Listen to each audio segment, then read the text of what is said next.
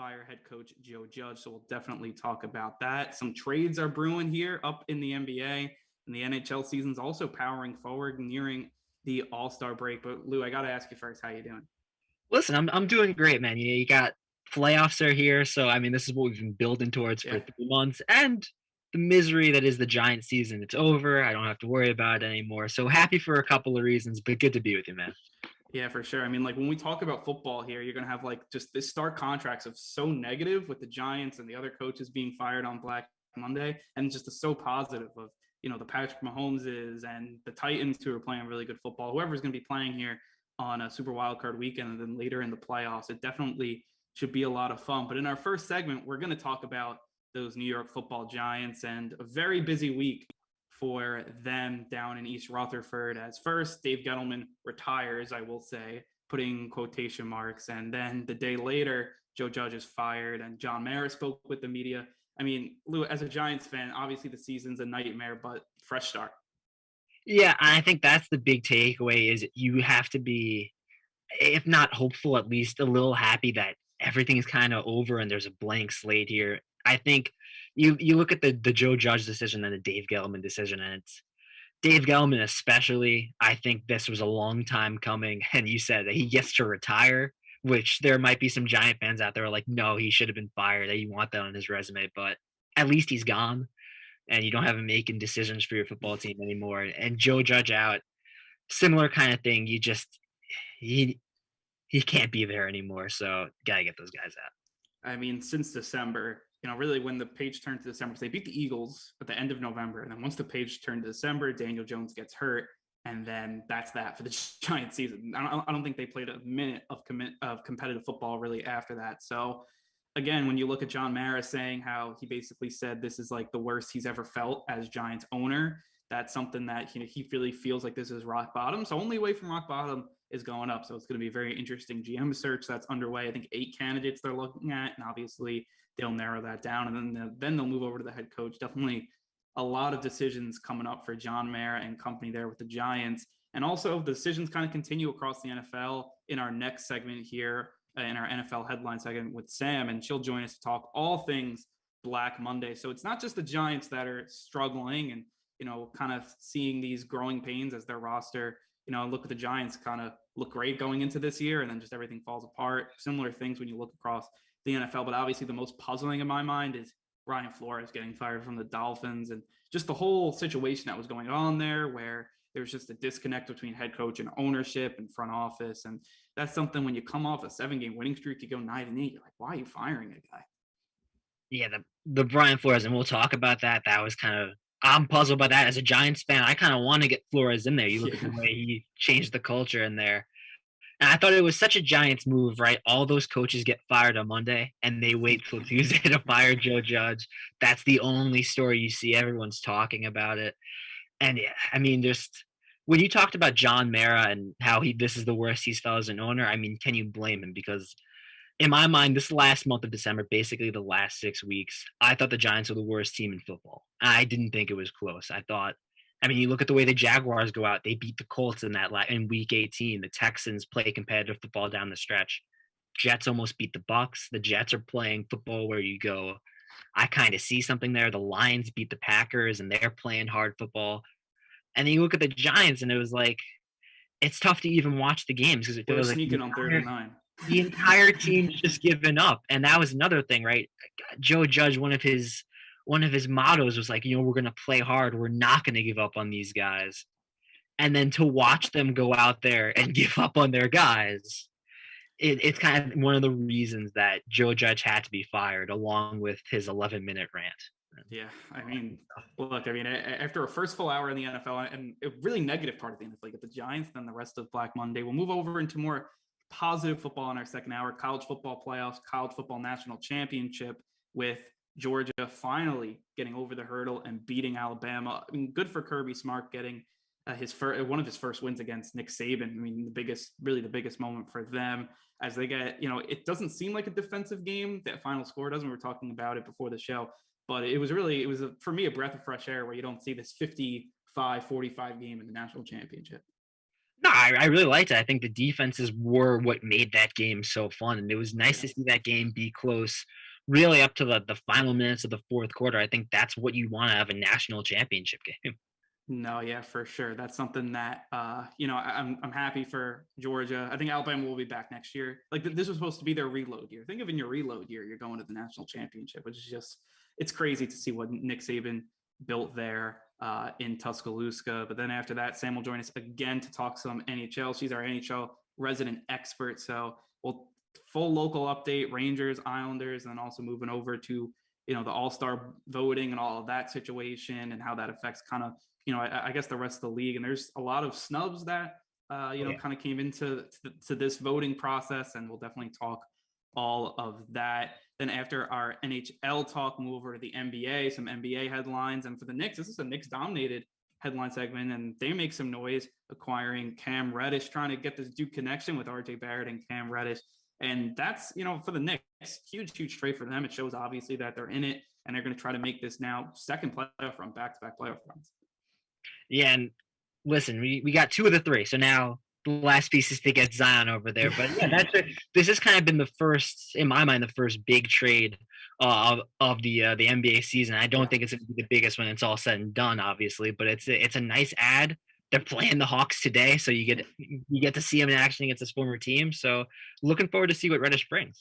And that happens, I feel like, so much where it just happens to be the next game after they get traded is then they play their former team. So yeah, we'll see what Reddish brings. And for this Knicks team, I mean, I said back-to-back playoff appearances. When the last time you could say that? So they'll be fighting for that here down the stretch. It definitely will be really interesting to see what the Knicks do. We'll talk a little bit about Ben Simmons as well and his whole situation here with the Sixers. And it just seems as more time goes on, it's just like it gets worse and worse for both sides. It feels there. Then after our NBA segment, moving into our final hour, we'll talk some MLB lockout as there was some news out of there. At least the sides met, and you saw a proposed offer from the owner. It took them like so long after the new year, like 2 weeks. I mean, I don't know what they were, I guess, going on some long vacations, but the owners proposed a deal. Players not liking it, extremely negative vibes around that deal. We'll see what the union says back and the Player Association says back. But right now, not looking too good for the MLB. Yeah, and this is just the worst case scenario. It's a nightmare scenario. You get a full season in 2021, and you have guys like Otani come out and shine. And the last thing the MLB needs, as probably the third sport in popularity, is another shortened season, no spring training, and just more unnecessary drama.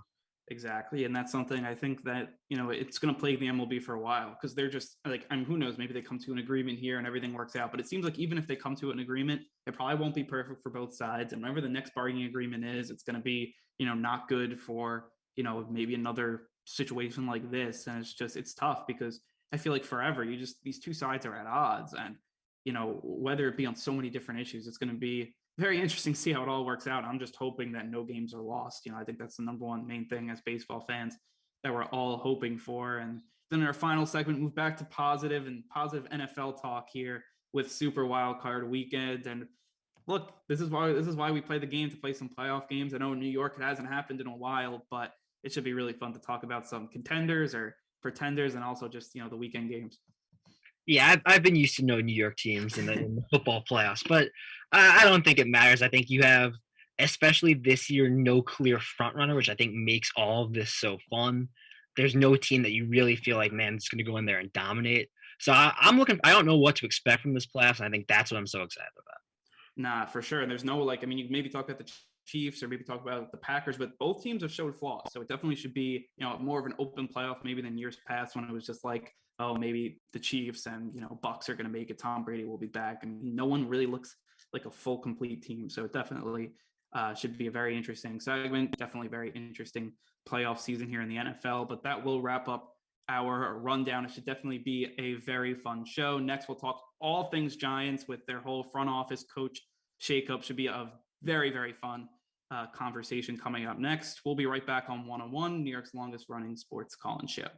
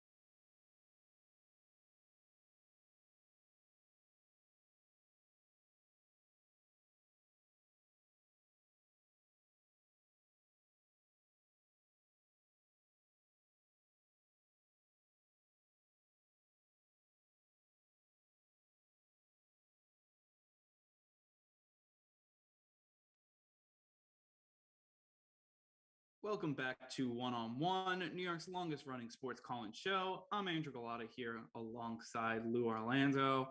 And Lou, we got to talk about the Giants' major shakeup here this week for them. Head coach, GM, both fired, retired, whatever you want to call it. But both are out here. Joe Judge, Dave Gettleman, as we said a little earlier in the show. And also, I think what made kind of the news waves here and kind of the big news was also John Mara speaking, which doesn't happen a lot. Which is, and you see like Steve Tisch getting involved, which doesn't happen a lot. So obviously this is a big watershed moment here for the Giants. And when you look at what John Mara said, he feels like he needs to earn the trust back for the fans, which obviously he said that's not going to happen overnight, but he said he has to get this GM pick right, which I thought was pretty interesting. He said the arrow was pointing up at the end of the 2020 season, and then he said for whatever reason it came downhill. So, I mean, whatever you want to talk about that. Obviously, he said that as we said earlier, he hit rock bottom as Giants owner. It's the most he's ever felt kind of at the low point. So look, as a Giants fan, Lou, you feel like it's a fresh start. Where do you feel like they can go from now here? I mean, I think this team, the defense, I think is solid. I think you can build around that. The offense needs a complete overhaul. We saw the final 6 games of the season. I think it's good that you cleaned house. I think the guys that they're looking to hire as a GM from good organizations. You see the Chiefs, you see the Bills, you see the Titans, all really solid organizations, stable organizations. So that's all good stuff. But again, this Giants team has a lot of so far, but you got to start somewhere. Yeah, and I think you should be, if you're a Giants fan, you should be encouraged by the way you're hearing Mara and Steve Tisch talk. I think I loved what they said where when they talked about what kind of went wrong with the past administration, that they said, I guess we didn't take the time necessary to kind of evaluate all these guys, and we're going to do it this time. And you already see it with how many guys have already interviewed for the GM spot. I think the leading candidate in the eyes of the fans is Joe Shonin, who's the assistant GM for the Bills, but just the way they're kind of handling the situation, admitting their mistakes and kind of going like, we kind of need to change the way we're doing things around there. That I think can be viewed as a positive, that they're at least aware that things are going wrong, because to a certain extent, yes, they're right that the arrow was pointing up at the end of 2020, but I think the Giants got a little misled by the fact that the NFC East was bad. I think that was the main thing. Like if this team finished, let's say if they were in an actual division and you take a few wins and they end up finishing like 5-11 and then ends up being last in, the NFC East. Now, where's the arrow pointing? Like, I think it's like when you have like literally the worst division in like NFL history, things are probably going to look a little better than maybe they seem. And so it's like, yeah, like they were competitive up until the last week. And if Doug Peterson and Nate Sudfeld don't sell in that last game, maybe they're in the playoffs, and then you see what happens. But they shouldn't have even been anywhere near the playoffs that year, especially the way they started. And so you were kind of encouraged. They played well down the stretch. You thought Joe Judge maybe had the culture corrected and turned the right way, but that was certainly not the case, especially you look at their roster and like you said, like the defense I think is great, especially you consider if you're able to resign Peppers and get Blake Martinez back from injury. This is a strong defense. When the Giants were playing well, I thought a top 10 defense, maybe borderline top 10. The offense is the problem. I think that's where you look to the draft and you hope whoever the new GM is targets some O-linemen, Lindenbaum, and maybe if O'Neal can fall, some of those, there are some really nice linemen in this draft that you could hope to land. But you're in a sticky spot just because you bought to win. You got Galladay. You have all these contracts that are big contracts, not a lot of flexible cap space. So you're stuck with Galladay. You're stuck with these guys that if you kind of want to rebuild now, you're in an awkward spot. So you kind of have to make the best of this situation here because you can't go into full rebuild mode. And like that's the thing where I think Dave Gettleman did this team wrong more than Joe Judge did this team wrong. And Joe Judge, I don't think was great by any means. I mean, look, the team didn't play a competitive minute of football, when the calendar turned to December. That's not good. So like he's not off the hook.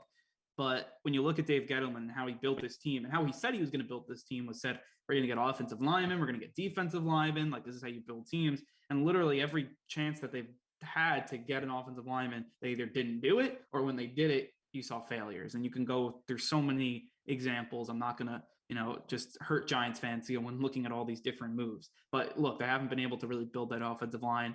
Defensive line, I think, is getting better. I think they've made better moves, but again, that's where you build your team.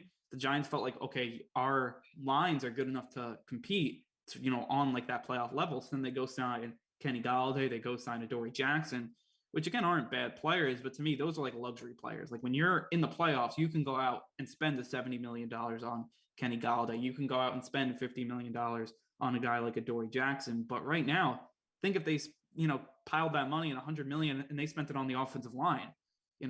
This receiving group is not a bad receiving group if you take out Kenny Galladay. You still have guys that are really solid. You picked Kadarius Toney in the first round. You picked a receiver. I mean, like you really went all in on the receiving group when your offensive line is just, it doesn't give you the time to get these guys the ball. Defensive end, cornerbacks are more of that final piece. And the Giants like, nah, we're going to put our final pieces in first. We'll get all these skill position guys. And then the offensive line at the end of the year, I mean, it was really you could put, 5 traffic cones out there and you may see similar results like that was the situation. And I feel bad for a guy like Jake Fromm who gets thrusted into this mess, of a team. And Mike Glennon obviously just was not good for the Giants, but that's when you see the problems is, and you just can't be a successful football team when, your offensive line, I mean, besides Andrew Thomas, is just so bad. There are a lot of flaws with the Dave Gettleman whole entire experience, but one of the most glaring ones is the fact that he seemingly never addressed the O-line situation. You feel like the Giants O-line really hasn't been great since that last Super Bowl run, and then not that he hasn't tried at some times to improve the O-line, signing Solder, drafting Will Hernandez, drafting Andrew Thomas, right, who looks like a decent pick, but it's kind of like they never did enough, and when they did go out and get the O-lineman, it wasn't the right move. Solder, I think, has been a complete failure, and now you're stuck with that contract. And it's a little puzzling, like you said, that they went out and they were like, let's get all these skill players, and you looked at their receiving core going into this year, and you're like, this is one of the better receiving cores in football. There's depth here, and I mean, they kind of needed that depth with all the injuries they ended up having this year, but they never addressed the O-line situation, and it really felt like the Giants had the worst O-line in football, and I think some of the stats back that up. Yeah. There's that Tampa Bay game when they played Tampa Bay. Daniel Jones got pressured like 45% of the time, which is crazy. Like that number for a bad O-line usually sits around 30%. So, I mean, that kind of tells you where they were at certain points in this year. Losing Lemieux and Gates to injury only made it worse, but and then the Mike Glennon thing, the fact that was their backup quarterback is another ridiculous thing about Dave Gettleman. I don't understand it. I don't know how you look at that guy and go, this is a competent quarterback that can win. And last year they had a guy like Colt McCoy who wasn't bad. Yeah, he was confident. I don't know why you're like, now we're going to choose Glennon over him. We beat Seattle, and it's not like Colt McCoy went out there and threw for 300 yards, but he did the job. It wasn't, what was the stat? The -10 net passing yards that Mike Glennon had against the Bears. So getting Gettleman out of there, I think, is a great step. And then also, I hate to say it because I do think he's a good guy, but getting rid of Joe Judge was the right decision because he had the job and then he lost it is the funny thing. And he really had to do a bad job to lose it. You can't have 11-minute press conferences where you're throwing shade at previous organizations and other teams, threw shade at Pat Shurmur, threw shade at Washington. It's like, you can't call their teams clown shows when you're the worst team in football. Yeah, again, you said it, like literally, like he had his job. I think the reports came out that literally had his job. And I think John Mara still to this day loves Joe Judge. But I think Steve Tisch was like, we can't have this. Like, and you saw Steve Tisch get involved because like, it's such bad press for the team when you have a guy like Brian Flores being fired, or, you go across the league, guys that are much more competent than this Giants team. At least they were playing hard towards the end of the season. And the Giants just, I mean, look, Joe Judge says that they didn't give up. The players said they didn't give up, but the scores on the field and the product shown to the fans was that they gave up. I mean, you can't run a sneak on 3rd and 9, and think like, oh, we didn't give up on this drive. Like you obviously did. And again, it's just, it's a tough situation for this Giants team to have. I think this is like basically their 3rd time where they went 2 years of a head coach. Like that's not good for Daniel Jones and what he's trying to build as a player. I think this is going to be like his 4th offensive coordinator. That's not good. I mean, it's like these situations, For him, for this team, it just has not been good. Now, hopefully, you could have some, success here by picking a good GM, good head coach. But this year for the Giants was just, it was such a mess. And Dave Gettleman, if you look at his record, and it says it for itself. And you even go back to the Nate Solder move, and you have a guy like they were choosing between him and Andrew Whitworth. Giants pick Solder, Whitworth becomes this all-pro left tackle. It's like those situations, and you would never know, because like Whitworth, he got better with age. It was like fine wine with him. He got better, made all pros, and then Solder, who could have been, you could argue he was the better player than Whitworth at the time, and he just tanks down. It was like that was the Giants' luck. We were joking about the drafts off there between the Evan Ingram pick, where Tre'Davious White gets picked 2 picks later, and then DJ Watt gets picked 30th, and then DeAndre Baker as one of the picks, I think, in the 2019 draft. So the drafting hasn't been great. You've hit on some people. I think especially one of the big takeaways, there are not a lot of positives, but one of the big ones was Xavier McKinney. You have to have a lot of faith in this guy. And again, defensively, I think there's a lot of talent here, but Xavier McKinney really showed some stuff. Almost, I thought maybe could have been a Pro Bowler, the way there was a certain point where he was like second in interceptions. He's playing some good football with Peppers out there. I mean, that's what you love to see. So I think there is some young talent. If you're looking for hope as a Giants fan, I think the first hope is you want to go out, you get a good coach like Brian Flores, someone that you feel puts you in a spot. This Giants team's not going to transform into an automatic playoff contender. They might be a borderline one with the right moves, but you just want to be in a spot where you feel like you do justice to this roster. Because again, there's talent here, and there's, even with the injuries, there's no reason they should have been as uncompetitive as they were down the stretch. You compare their roster to some of the other bottom feeders, and I think talent-wise, it probably stacks up. Like, they still might be better than the Jaguars with all of their injuries. Yeah. There's no reason why they should have been that uncompetitive. That's kind of points to the coaching. So get the right coaches in there. And then there's still some young talent to work with. Kadarius Toney, if he stays healthy, that you might have a stud in your hands. He was electric. Human joystick. I mean, the way he's able to break that. I mean, I was like, wow, this guy. Like, the Giants found a guy that looks like definitely looks like a keeper with him. It's just the fact of the matter that you had a billion other receivers. And he got hurt so many different ways this year. It's just, it ends up being like, I mean, the jury is still out on him for sure. And like you said that you had Xavier McKinney, who looks really good. I mean, that whole safety group looks good, because even without Peppers, they didn't really miss him that much. They played good football without him. The corners look really solid with Bradbury, Adoree Jackson. And even when they got hurt a little bit down the stretch, you saw some young guys step up. Darnay Holmes played pretty good. You had a guy like Aaron Robinson step up, play pretty good as well. So it's like you're getting, some production, especially in that defense, which shows you those coaches are good, because, they're able to plug and play. Tay Crowder at middle linebacker wasn't awful. I mean, he was playable. Blake Martinez obviously will help you a ton. And, that's going to help them a ton going into next year. But the defense, it held its own if it wasn't on the field for like 50 out of the 60 minutes of the game. And that was the situation. And I think when we go back to the Giants' woes drafting, it's just, and maybe their whole outlook was like, they were like, on the offensive line, you had going into the year, they felt like they had 5 guys. And they're like, oh, they'll stay healthy. And then just like in the first 3 weeks, you see Gates and Lemieux both go out, and you're like, we got to sign Billy Price basically off the street to start, 15 games. It's not a recipe for success.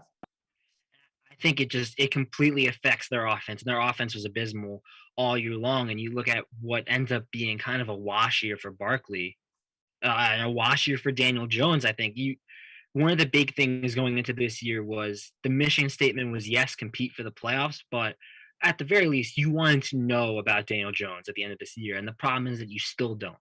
I'm a guy that believes in Daniel Jones. I think he's got a lot of talent. And I think that you put him in the right situation, I think he will be able to thrive. But you don't know if he's the guy, and that's a big issue. You're going into the 4th year now, and we still have the same questions we had after the first year about, is the turnover problem ever going to be completely solved? Will he be able to fix his decision making? You don't know if the O-line is that bad sometimes. The same thing with Barkley. Like, it's tough to judge Barkley because he kind of already is a boomer bust runner to begin with, and he's coming off that injury, and you don't know if he has the same explosiveness. You combine that with the fact that he's got defenders in his face right away, and he's got this terrible line. Like, how do we judge this season from Barkley? it's also, I think he's frustrated. I think you can see it, and I think he tried to force a few things where you see him basically, like, to me, I think he was trying to hit the home run ball because he was like, I don't know if I'm going to get the opportunity to to get these big chunk runs. So he was always trying to hit that that big home run ball. Just never happened for him this year. I mean, Daniel Jones, I mean, he's a guy that, to me, he got better. I mean, maybe his stats don't say that year over year looks very similar, but you could see his decision making got better. The offensive line was just, it was awful. I mean, he came in there and he was at least making plays. You saw him with his feet better. I thought that was good. He was able to get out of the pocket, run, get touchdowns that way. So that was all good stuff. I mean, look, you look at the stats with Daniel Jones, without Daniel Jones. The Giants offense wasn't great to start. Like, it wasn't. I mean, but it was like 20th. It was 24th. It was right in that below average. It wasn't last. So that's when you really see the difference between Daniel Jones running this offense and then you have Mike Glennon. I think that's a massive compliment to Daniel Jones, right? Yeah. With him, at least they were competitive. You take him out of the equation, and they're the worst team in football, and they really can't beat anybody. So what does that say about Daniel Jones? I know there are a lot of people that really just want to move on from him, and there are talks about Russell Wilson being a trade target. I think that would just be such a bad thing for the Giants to do. I think even if they got Russell Wilson, if you don't improve that O line, I'm not sure where this team falls. I think maybe this team's not a quarterback away. I don't think, right. They're not a quarterback away, and like you said it off there. Daniel Jones is not the biggest problem the Giants have. Yeah. So from my perspective, I say you ride with Jones for at least one more year. I think giving him the 5th-year option is really where you're going to have to come to a headway and say, we're either buying into this guy or we're committing to drafting a new guy and starting the process over again. I don't think this Giants team is in a spot to go, let's go out and trade for a quarterback. This isn't like the Rams situation where you can go out and get Stafford and all of a sudden like you're ready to make a play. And I don't think it would be advantageous to go out. Look at the haul that the Lions got for Stafford. And I would say that Russell Wilson is at least at that point, if not more valuable, even after kind of up and down years. So are you willing to give away all those first-round picks to get Russell Wilson and not be sure that you're even going to be a playoff contender? That's like, I mean, look, so if they go get Russell Wilson, these first top 10 picks are both gone. Like, I think that's a non-starter. So you're not getting your offensive lines. Your offensive line is probably going to stay the same. Russell Wilson probably won't want to go there because he don't want to run for his life. I mean, the guy's gotten up there in age. He doesn't want, to be, and he wants a chance to win the Super Bowl. I don't know if he'll want to go because he has a no trade clause. I mean, supposedly that's one of his teams, but I mean, maybe that was like back in like November when the Giants looked competent. Now the Giants don't look competent. I mean, I don't know what his situation is. I think the Giants, their best course of action here, unless they can pull off, a great deal to get a great veteran, if you can bring like Aaron Rodgers or whatever, but I don't think that's going to happen. So I think their best course of action, pick 2 offensive linemen. It won't look like on draft night, everyone's not going to be like the Giants are the winners of this draft. But if those 2 guys hit, all of a sudden your offense to me looks a lot better because you already have stars and you have like, you're not going to fix your receivers. Like that's the group you're going to run out next year. If you like it or not, that's what you got. Running backs, like you have Booker and Barkley. Those are going to be your guys. Quarterback's probably going to be Jones. Like, you're still going to have to pay him anyways. I'd bring in a backup quarterback, but you have to figure out this offensive line and your best chance of hitting on these guys. If you get the best tackle and best center, and you have Thomas, who of that draft class is one of the best tackles, you're all of a sudden starting to build a group, and maybe it's not perfect next year, but at least you build towards, that right way. And maybe this is me being stupidly optimistic, but I feel like if you just improve the O-line, all of a sudden you look at this team and you consider that this 7th wildcard spot is probably hanging around. And you look at some of the teams that made it into the playoffs this year, the Eagles, yeah. the Steelers, who, I mean, had to go right for them to sneak in. But even like the 49ers, right? Like, these are not, you look at them, they're not overpowering teams. I think that if you improve that O-line, if you're the Giants, I think you look at those teams and you go, we might be on par. I mean, the Giants beat the Eagles this year, right? Yeah. So I think if the Giants stay healthy, you can look at a team like the Eagles and go, we can play at their level, right? This is not a Giants team that I think is going to be able to play for the division the way the Cowboys look to be set up for the next couple of years. But you get into a wild card spot, and it's kind of, I think the mindset kind of has to be like, let's see what happens. Like that kind of was what it was like when they won their 2 Super Bowls. It was they were a wild card team and they just played good football down the stretch. So I think we've talked about how good we feel about the defense and how we feel like this roster's not they're not in a bad spot to be a borderline wild card team. It's really it's health and O line that I think are the two big keys for the Giants, and then you have to go one third factor would be coaching. Coaching's a big factor too. Yeah. I mean, like there are a lot. I mean, look, when this team, like you just have to fix the O line because everything will look better if you have a good offensive line. Like this team has flaws. Like they don't have a tight end going into next year. That's gonna be like when you get to the level of where you're like, okay, we're a playoff team. Who can we add that can help us bring us to the next level? The Giants are not at that point. Let's just do the let's do like the foundation correctly, and then we can worry about the rest of the house. Like I think that's kind of the biggest thing with this Giants team, and we'll see what they do. I mean, I wouldn't be surprised if they don't get to offensive linemen. I mean, we'll see how the draft falls. I mean, again, I'm not like this next GM is not going to be like have my trust 100% because the Giants just when you look at the last since they've won the Super Bowl, basically it just hasn't been good. They've drafted just like one of the worst in the league when you look at like the guys they drafted and the guys that just haven't turned out. And you could say the same thing about the other side of New York. There's a reason that both these teams are bad over the last few years. It's because of they just haven't drafted well, and that's how you do good in the NFL. And that's why, like Mara said, the onus is on the Giants. They have to regain the trust of the fans because there's no way that you can look at the way these past 7, 8, almost 10 years have gone and say and just be immediately confident in whoever they hire, even if you know what we know about Brian Flores, aside from we know there might be some communication issues, but mostly what we know about Brian Flores is good. If you get Brian Flores, I think the fans are happy. The GM especially, like fans seem to like Joe Shonen, but like what do we know Yeah, about exactly. You don't know. right? So it's it's all these easier Giants to fans have been coaching. the Giants of all these Giants fans have been following the Bills player personnel. Like it's like they're pros now. It's so funny. I think no matter who they hire, there's going to be a little bit of you're going to have to prove it to us first. That trust is not going to be automatically earned, and I think there's no other way it should be. This is a Giants team that has been competitive, really maybe 2 years, and even when they were competitive in at those times where they do nothing. So, got to turn things around somehow. Yeah, I think it starts in the draft. I mean, free agency, they don't have really the money. So, for me, like that's fine, but you don't need a big free agent. Like they just need to really hit on these two picks.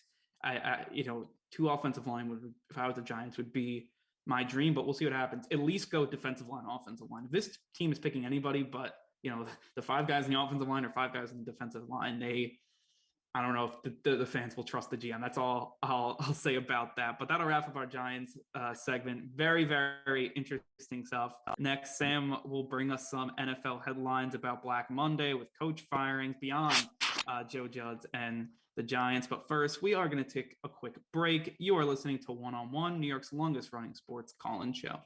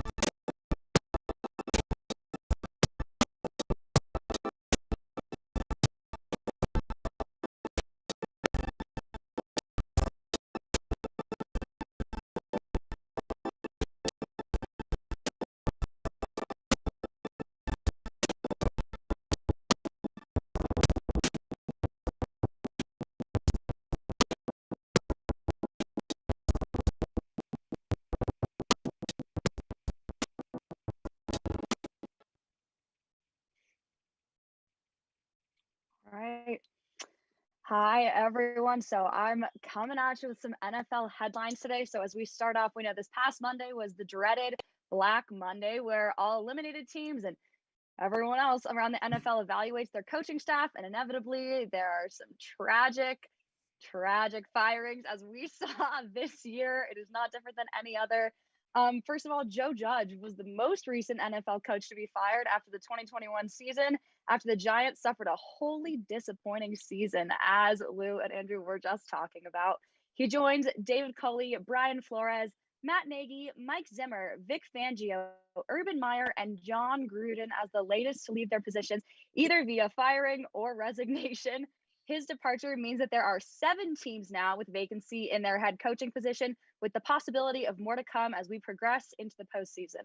And Joe Judge is the 3rd consecutive Giants coach to be fired after 2 seasons or less, following Ben McAdoo and Pat Shermer, each with perhaps a worse record, if not a just as bad record as their predecessor. So I guess question for Andrew Lou, whichever one of you wants to take this first. What kind of person do you think needs to come in and fill the role that Joe Judge had? What person needs to be there? What was he missing? It's kind of interesting because the Giants, they went for the offensive mind with Ben McAdoo and his gigantic suit that he wore. I just have to point that out because that always gets me in his press conference. He didn't go to the tailor, I don't think, before he came to the Giants press conference, but they went for the offensive genius, like the guy that was touted as the offensive guy.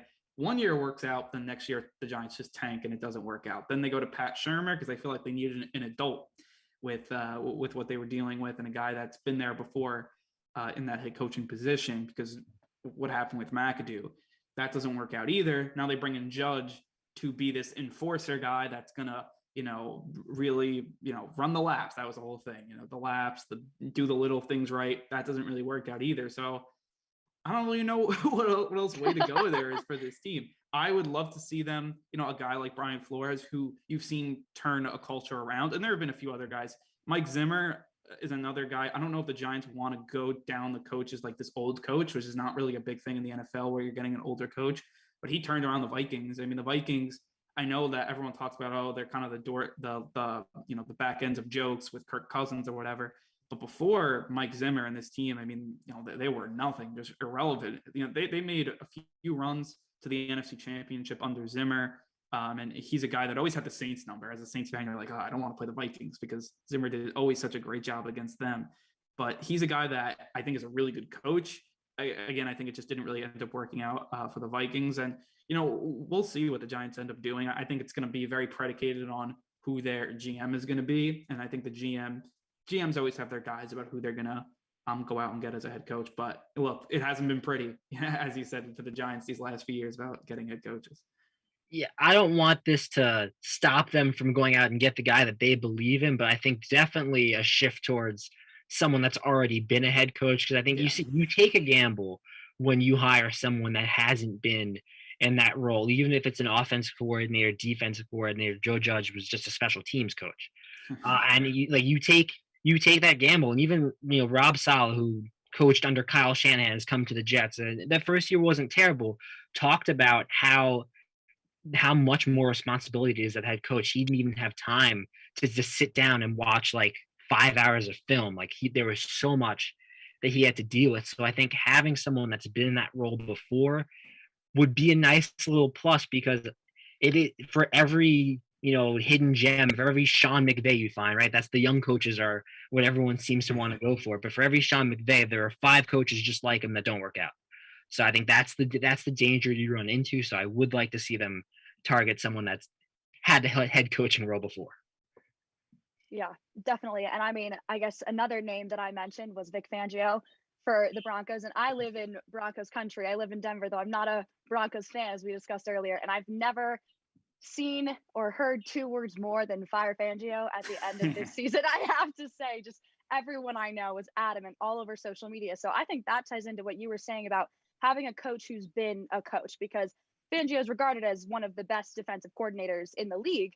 But I mean, obviously there was a lot missing on the offense for Denver to have the season that it did, for Fangio to ultimately end up being fired on the offense. And I mean, I guess that's a question of like, not even a question, like you were saying earlier, with some people are just better in certain roles. And I think for Fangio in specific, I don't think his time in the league is over. I think that he'll find his way onto another team. He's talented, but I think his time as head coach very likely might be coming to an end. So I think similarly to what you were saying with Judge and the Broncos, I mean Judge and the Giants, I think that Broncos are going to have to find someone who's been a head coach, someone who has that experience. I think the Broncos, I mean, Vic Fangio, a hell of an defensive coordinator. I mean, I don't know what the situation is going to be around the league. Where, I mean, it seems like everyone, all these coaches being fired, a lot of them were great defensive coordinators, and it just didn't work out as, a head coach. So, we'll see about other maybe defensive coordinators that open up throughout the league, for head coaches, and those guys end up getting those types of jobs. But, I think with the Broncos, they're a very, very attractive, team. You have a great defense. The rumors are there, if Aaron Rodgers wants to leave the Packers, I wouldn't be surprised if the Broncos were favorites. They already did this kind of thing with Peyton Manning, and he obviously helped them to a Super Bowl and 2 Super Bowl appearances. And that team is set up for, like, they feel like a quarterback away. Like me and Lou were talking about, the Giants are on a quarterback away. You almost feel like this Broncos team is very on that doorstep. That defense is so good. And, they're a team that, could be dangerous with the right offseason, and they could be a team that could see themselves back in the playoffs. But, yeah, as you said, Fangio is one of those guys, great defensive coordinator, just heralded as like one of the best in the league, but just doesn't work out as head coach. Yeah, I think the issue with Fangio, as great as he was of a defensive coordinator, Broncos offense was really not good under his 3 years. They were in the bottom half of total offense each year under Fangio, and it's a team that hasn't been able to find their guy at the quarterback position really since Peyton's retired. Like, they've kind of just bounced around, and for a couple years you thought maybe Simeon was the guy, but that wasn't that didn't click. It was this year, it was Teddy Bridgewater and Drew Lock. They are a quarterback away, but even if they don't find their main guy, because it's hard to find the guy in the NFL. Peyton Manning fell into their lap, basically. Right. Maybe it'll happen again with Rodgers, but we'll have to see. I think just the consistent lack of production from offense is the reason Fangio gets the boot, and you want to find someone that's going to be able to build a stronger offense, because there are definitely weapons here. I love Jerry Jeudy. I think that he's still got room to go. I think Courtland Sutton has established himself as a nice receiver. Look at their running back room, whether or not they keep Melvin Gordon, you have Javonte Williams, who looks like he can be a stud. So I think the makings are there for an offense that doesn't even have to be a world beater, but can just be like a middle of the pack offense that would do so much to complement their defense. Yeah, I think that they, just like you guys said, I think they can't find the right people to fill these holes that they have that need to force them to be aggressive on their offense and to be dominant. Like you said, defense is fine. That's not the issue. But now they're going to have to fill that position with someone offensively minded. They have to. Everyone they've hired so far has not been able to pull through. So, I mean, I feel like now you have your defense, you've established that, great. Leave that. But now you have to find someone to pull the rest of it up. Or I agree, though. I think they're close. I think that whoever takes that spot, honestly, I do think it's going to be dependent on if they're going to be able to pull Aaron Rodgers as well. I think everyone in Denver wants it so badly. And I think who they hire is largely going to depend on if that person can bring him in. Exactly. And I think Russell Wilson could be another guy if he wants. Like, there are some big name guys, and I don't know why. I mean, the Broncos, obviously the defense, and also, Lou, as you said, like, this offense, they've been really investing in the offense. They did it in the draft. They've done it in free agency. And, it feels like it's time for them to kind of, we'll see what happens, with that next move. But I feel like they are very, very close. And obviously, I think a lot of teams are just an Aaron Rodgers away to being, great playoff teams. But, they're going to be one of those teams that has cap space, could get a trade done. And they've done it before with Peyton Manning. And I think for a player like Russell Wilson or Aaron Rodgers, like, Peyton did this, really helped his legacy out, had some amazing seasons. Why can't that be me?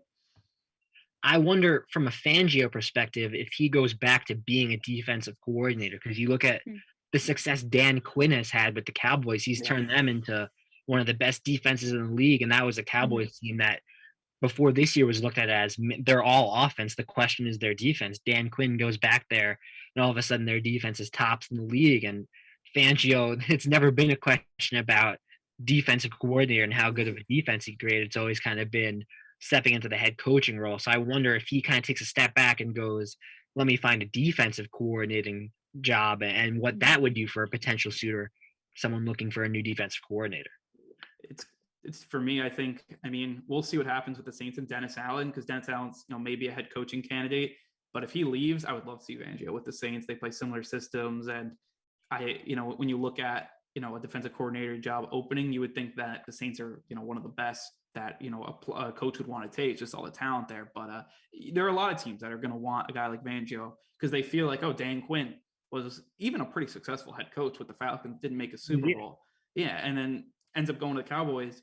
And this offseason, when they were drafting, I think they drafted basically 4 or 5 straight defensive players. I'm like, oh, the Cowboys are really just going to go for broke here. And it worked out. I mean, you got a defensive rookie of the year with Trevon Diggs, Micah Parsons. I mean, I don't know whoever you want to pick there. Really so good too. I mean, it's like a coin flip. Yeah, exactly. So who knows? Maybe it works out for, Fangio in that situation.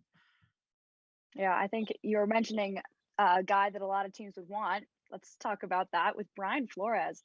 Yeah. I think everyone wants him right now. I think almost all, if not all, of the 7 teams with head coach. I mean, obviously not his team, but everyone else has been calling him for at least an interview. I think he's already interviewed with at least 2 or 3 teams. I think the Texans, he already had an interview with. He was called in by the Bears. The Broncos really want him. I think that he is the hot topic for the head coaching conversation right now. I think there's so much, but as you guys were saying earlier, I think the Giants are also incredibly interested in him. I mean, he's Brooklyn born and raised. He's a native New Yorker. He grew up loving the Giants. I mean, where do you think that Brian Flores would fit the best? Where do you think he's going to go? I don't know. I think obviously we were surprised he was fired after a win, ending the season on a win. There was all of that with the Dolphins, but yeah, where do you think he's going to go? Do you think it's likely that the Giants actually win this Brian Flores race? I think he's going to have the pick of where he wants to go. My brother and dad, they're huge Dolphins fans. So I was talking to them about it, and they were like, he's probably happy. He gets fired from the Dolphins. He had a big, heads butting with the owner. He wanted Deshaun Watson. The owner loves Tua, and he thinks he's the guy. And, time will only tell what that situation ends up being. But now he could actually go and coach Deshaun Watson with the Texans if that situation is able to be mended. Maybe it's he goes to a team like the Giants where he's from Brooklyn, and it's a good situation for him. I think he's going to get that pick of the litter. Broncos could be a team, I think, if he wants to, really inherit a pretty good roster. I mean, I think a lot of people talk about the Bears. I mean, there may be a team where, look, I know Matt Nagy didn't work out with him for sure, and they've had a lot of success in a long time, but the roster, you look at all the talent that they have on that defense. I mean, he's a lot of areas. The Vikings, another team with a lot of talent, and you're just like, for him, it's like pick of the litter. The Giants, the problem with I think the Giants would have is that can they get their GM fast enough to look at coaches? We'll see how that works out, but I wouldn't be surprised in a lot of places with Brian Flores. And look, he's going to get his pick, and for him, he's probably very, very happy about that. Yeah, I'd be super interested to see Flores on a team like Minnesota, who I think is super close to being a playoff contender. I thought they were going to make the playoffs this year and go crazy, but I would say that the one thing with Flores, I do think he's the best candidate of the available coaches, but I don't think he's the perfect candidate. No. I think I do have questions about the stuff that came out butting heads with the GM, and more so the communication issues with Tua. Yeah. And I know that, the Tua's time in Miami hasn't really been smooth, and I think it's still to be decided about whether or not he's the guy there. But the fact that there were communication issues between Flores and Tua, whatever organization Flores comes into, especially if it's the Giants who have questions around their quarterback, Daniel Jones is going to be a big part of the Giants moving forward next year, I would think. So Flores comes into that role, there needs to be good communication in that there. So that's the one question I would have is how big of a problem was it in Miami? Because as we said, the way he turned around the culture in Miami and sweeping the Patriots the last 2 years and winning 7 straight, 8 of 9 down the stretch this year, it must have been something for Miami to go, we're cutting ties with this guy. So I think there's a little something to look into there. But in terms of landing spots, I know the Texans are really pursuing him, but it's a question of does Brian Flores want to go there? Miami didn't have a lot of talent on that roster.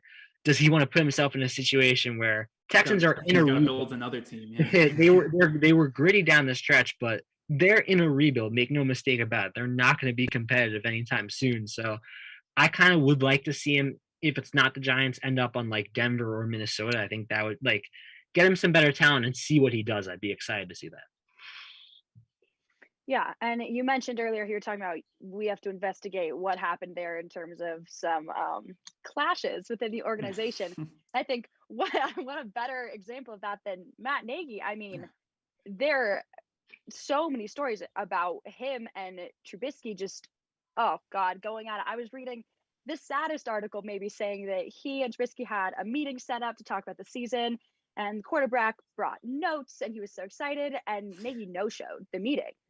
And I mean, like, how brutal is that to be the quarterback on a team and just have your coach no-show a meeting with you? I mean, how are you supposed to put in to a team when that's what you're getting back from the head of your organization? I don't know.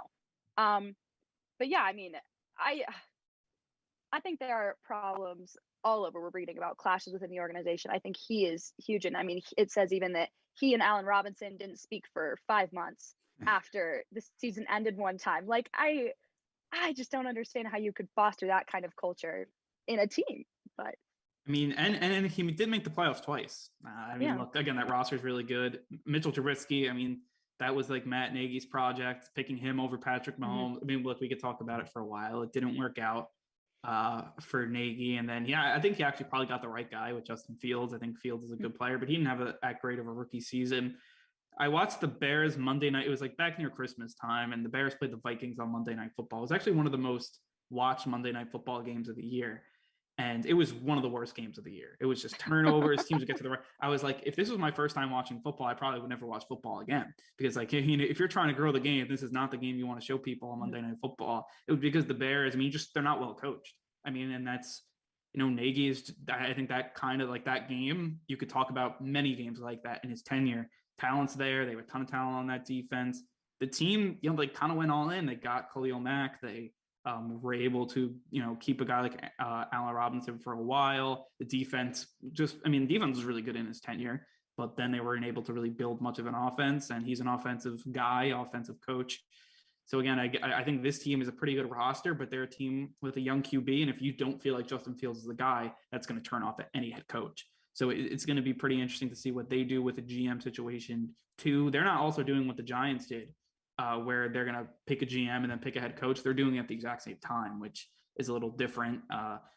We'll see which team ends up, what's the best method going forward. But again, Matt Nagy, he never really, I felt like Bears fans always loved him, and he finally gets the boot in his 4th season.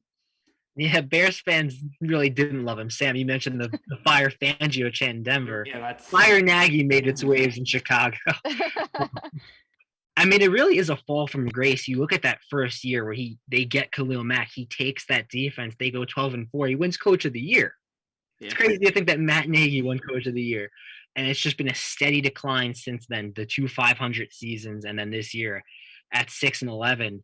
And the problem with Nagy, he missed that window. He had such a good defense. You needed to take advantage of it. I think the defense is in a spot where it's not bad, but it's not what it was in 2017, 2018, where that was one of the best defenses in football. And if you could have gotten just, something out of Trubisky and a little something more out of that offense, could have been a scary team.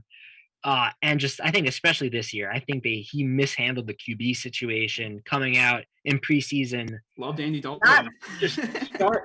It might not have been a mistake to start Dalton, but coming out in preseason and saying he's the starter, not giving Fields a chance to earn that starting job, I don't know if he would have been able to earn it. But I think he just kind of mishandled this QB situation, and Dalton played a little bit of games, and really Fields wasn't thrown into the starting spot until Dalton got hurt. So would you have known more about Fields had he gotten more playing time? Because I think that is kind of advantageous to the Bears at this point. They're kind of in a weird spot where they still have Khalil Mack. They still have these big guys on defense, but what do we know about their offense? Their offense is kind of in rebuild mode. Like, it's all kind of on Justin Fields. How quickly can he grow?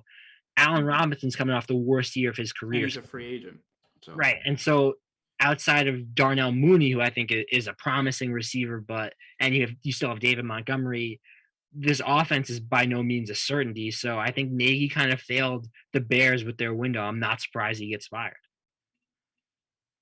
Yeah, I yeah, agree. yeah. I mean, he's look, and the one thing I will say when saying you're talking about all the coaches, I completely forgot about Urban Meyer. It feels like a year ago that that happened, and that they're looking for a head coach too, which is another interesting team to where you have Trevor Lawrence, then you just have nothing. So it'll be very what he did to that franchise in 1 year is, I mean, look, we'll have to see. And then the whole thing with the Raiders, who get you have John Gruden leave, and now you still have a playoff appearance for them. So that's obviously really encouraging for Rich Bisaccia and their team, but we'll see what they want to do at head coach. I think there are definitely a lot of question marks, and that's the fun thing about the NFL, the offseason. There always is something to talk about, but that will wrap up our headline segment talking about Black Monday and a lot of head coaching vacancies. Very, very interesting stuff. Next, Lou and I will talk some college football with Georgia winning the national championship over Alabama. We'll be right back on One, New York's longest running sports call-in show.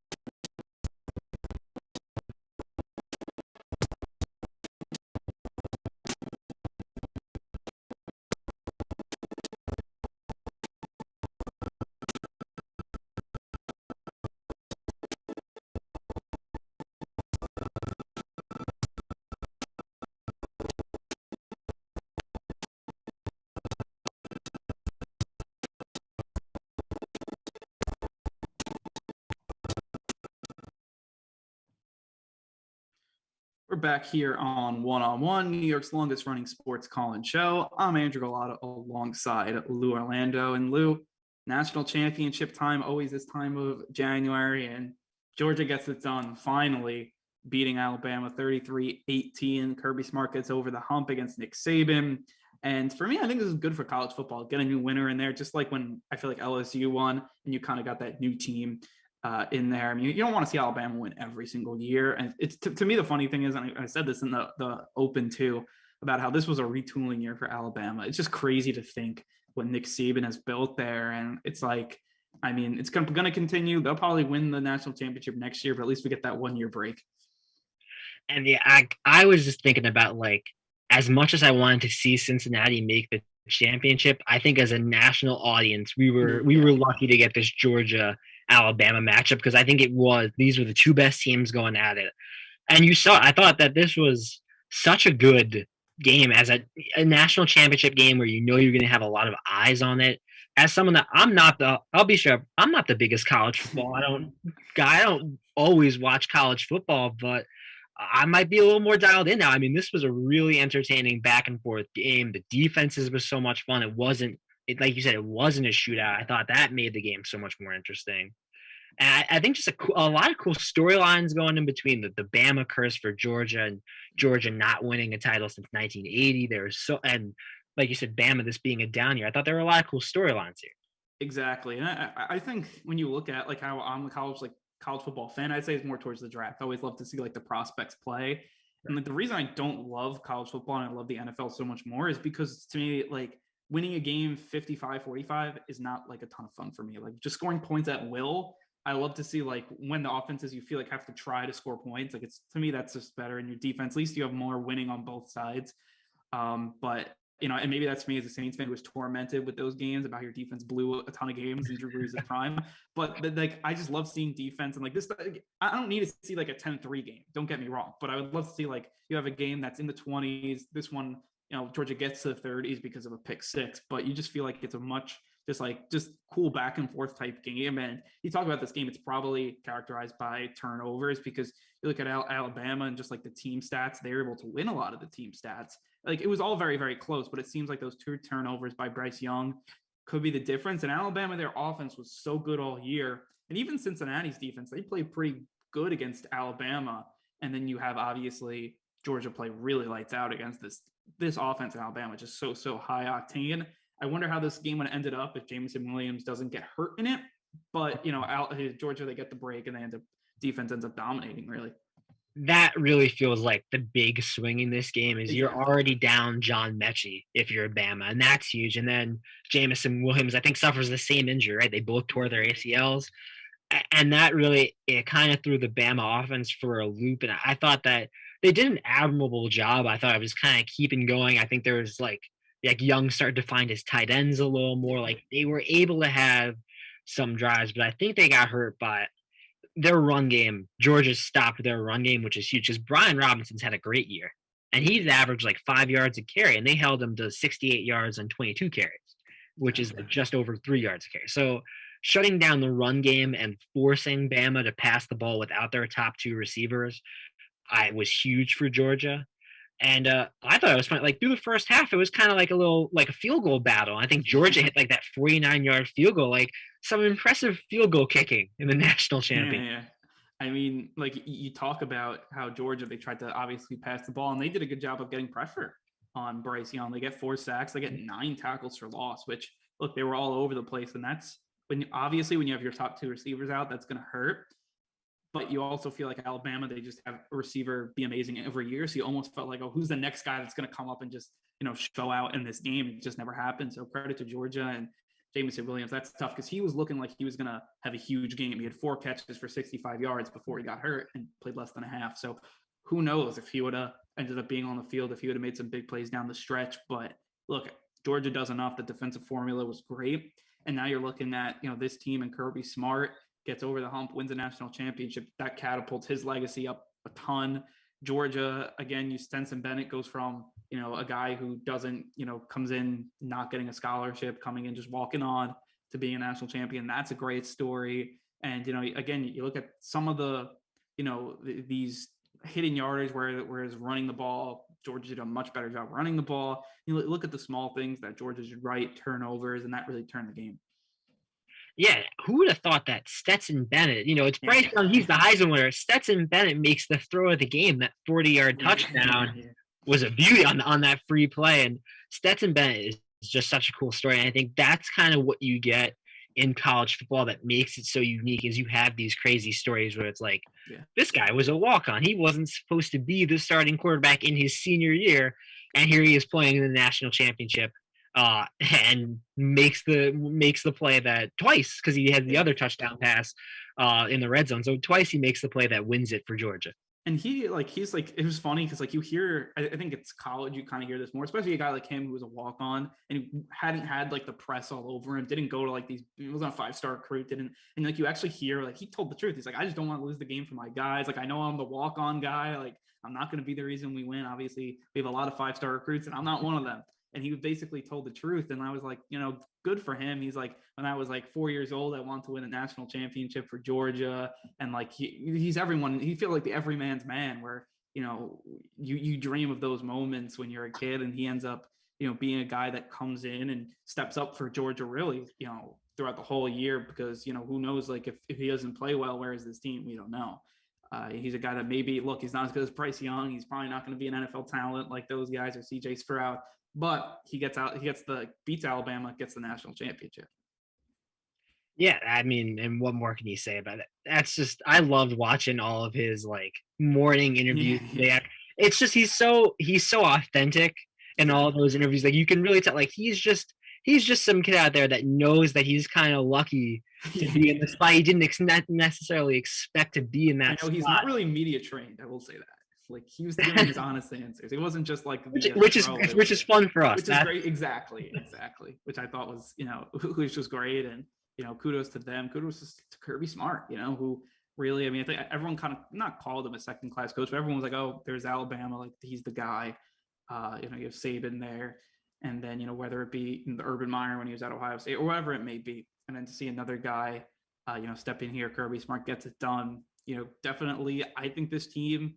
They're on this year. We'll see what happens in the future. And you have a lot of prospects on these teams, which I know that a lot of people will be looking at both of these teams, whether it be, on offensive line or, with Evan Neal from Alabama, who declared for the draft, or you can go all around. I mean, look, at Alabama's a feeding ground for the NFL. We all know that. But again, it was definitely, for, I think, college football in general, a lot of people were talking about how the playoff, there should be more teams and all that. I think the 4 best teams got in, and I think the best 2 teams played the national championship. And that's what you can really ask for. I mean, going into the season, I do think college football may have that problem where, you have the whole thing about bowl games and how much do they matter and should they matter.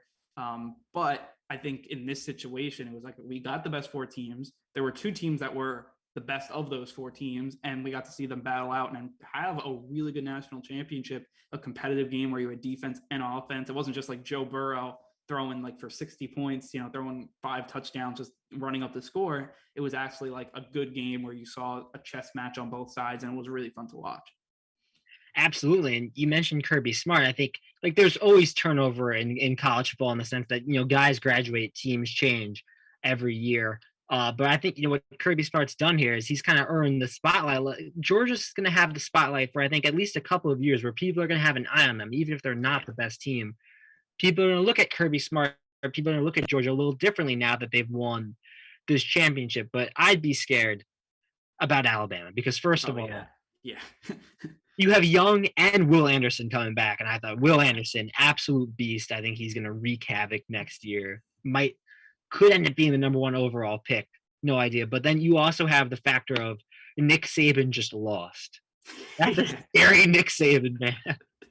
Nick Saban's scary to begin with. He's going to have extra motivation to come back out there and win. So I'd be terrified to play Alabama next year. I feel like the funny thing is like, basically, I feel like how college football has been working. It's been Alabama's been there for like 15 years, and they're always going to be there. And then it's like Georgia goes through a stretch where they're good for a few years, and then they have to retool, and then they're good for another few years. Clemson kind of the same thing, how they had to retool this year. We'll see where they kind of go with Dabo next year, the years coming as they're trying to retool. You saw LSU have this one of the best teams in college football history, in 2019, and it's killing it in the NFL. And you have all these LSU guys that were on that team playing in the NFL, and just like Burrow, and who's going to be playing this weekend in the playoffs, which is like that team is so great. But like, Nick Saban's like Thanos. He's inevitable. I mean, like he's just every time he's able to come up and be amazing every year. And like, I just don't know how he does it, because you see teams, whether it be in college or like the NFL, where like you see like the Giants, for example, like how is this team this bad? And you have a team like Alabama who's playing the exact same sport. I know on a different level, but it's the exact same sport, and they're just so dominant year in and year out. It's just something about it's so incomprehensible the ability to have just consistent success. I think that's what made like the Patriots, the Bill Belichick, Tom Brady era, why they became one of the hated teams. Why a lot of people hate Bama, and we're rooting for Georgia for no other reason because they don't like Nick Saban and they don't like Bama because they win all the time. But I, I'm a guy where I wasn't rooting for Bama, but I really respect Nick Oh, Saban. you got it. Yeah. I thought he was super. I love the way he kind of handled because Kirby Smart kind of came from his tree. At the end of that game, I loved how he was smiling. He was happy for Kirby Smart, and it's like, yeah, you should be happy. You won enough titles where you can lose one and still be all right. It's not going to shatter you. I mean, I remember earlier in the season, he went on, I think it was like a radio show or whatever. I think he does like a weekly spot on like some Alabama radio station. He was like, all our fans are mad because we're not winning by like 20. We're only winning by like 10 now. Like when you get to that point where like fans are mad that you're not blowing teams out and embarrassing teams, like that's when, in a retool year, it's just like in a year, they're like, oh, Alabama's not going to be that good. They had all these veterans going into last year. They ran away with the national championship. And you come back and this team goes right back to it just shows like, I mean, look at Nick Saban, he's a genius. I mean, I don't know how he does it. And I know he probably won't leave Bama like a guy like Urban Meyer who goes to like the Jaguars. I mean, he will never do that because he knows he's like, this is my spot. This is where I'm going to dominate, and I'm going to dominate every year until they kick me out or I die. Yeah, yeah. I don't really see a reality where Alabama's not perennially one of the top four teams. It just feels like no matter what happens, it's always a lock that they're going to be in the final four of the playing for the national championship. And you have a team like a guy like Bryce Young coming back next year, and he, as you said, he could do the back-to-back Heisman, which is crazy. And what will that do for his draft stock if he wins another Heisman? Is he the number one overall lock? Yeah, I mean he's so good, and and you have like other guys coming off across college football, whether it be C.J. Stroud who's going to be coming back. Who knows what Alabama or Ohio State will do? I think this year, you saw, I think everyone thought that it was kind of more up for grabs because Alabama wasn't the best team, or, Ohio State was a little down as well. That defense was just not good at all. And now you kind of see, a new team get in. But I think next year it's going to be like, okay, Bama's going to probably show their weight early in the season, and this team's one of the best. And yeah, I mean, if Bryce Young could go back-to-back Heismans, I mean, and he is a good chance as long as he stays healthy. You're feeling like maybe as long as it's not like a Tua situation where, some major injury or plays a little bit worse, you're feeling pretty good about Bryce Young, to be that number one overall pick. And again, when you have this class, this NFL quarterback draft class, not so good, you look at next year and you're like, wow, you have a lot of great players. Yeah, I think whichever NFL team finishes last, they're going to have some pretty good pickings between Young, or whether if they need defense. Young and Anderson alone might be the first two picks in the NFL draft. I would have to do more research to see who else is going to be in that draft. Yeah, I know that they're going to be better quarterbacks than what you have this year. Yeah, so. I mean, like I remember going into this season, I think it was PFF who did it, and they had like all the top quarterbacks, in that we're going to go into this draft a year before. And it was like, the guy from Clemson, DJ, Ungalungale, whatever you say his name. It was like all those guys that just did not pan out, whether it be the guy who just transferred to South Carolina. Spencer Rattler was in there, and it's just like these guys they completely fell off. So who knows? A year can do a lot, but Bryce Young looks like one of those guys where he's just going to throw for a ton of yards. Had his Heisman moment against Auburn where he came up clutch, and sky's the limit for this Alabama team. As much as it's probably sad for Bama that they don't get the win, like they're probably still smiling because you just won it last year and then you won it a few years before that. So things are still looking up in Tuscaloosa. And you can, I think, you can be consoled in the fact that they, without their two receivers and Bryce Young maybe struggling to have his best game, right? That was the first time that he had a multi-interception game in his college career, right?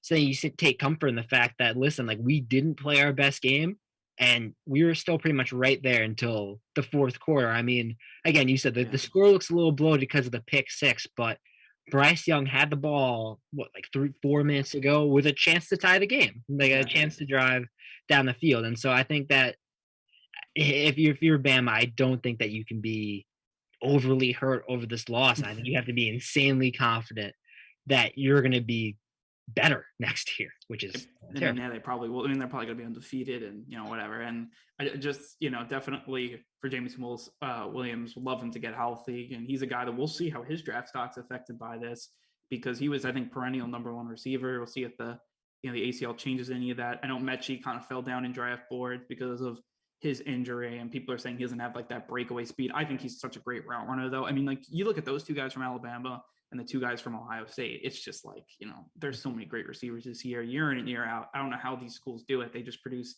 top end wide receivers talent year after year, and NFL teams are reaping benefits.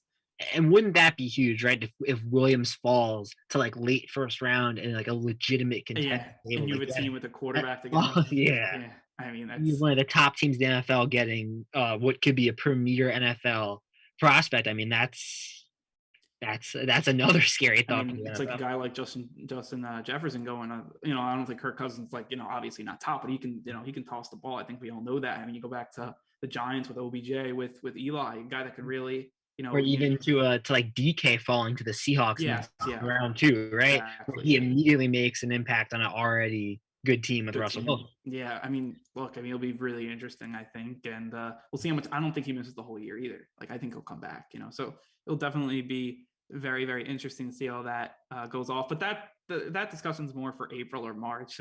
So that'll wrap up our college football segment. Next, we'll go to the ice to talk NHL with Sam. She's our NHL expert, so we'll definitely get a nice update on some local teams, all-star talk as well. But first, we are going to take a quick break. We'll be right back on One-on-One, New York's longest running sports call-in show.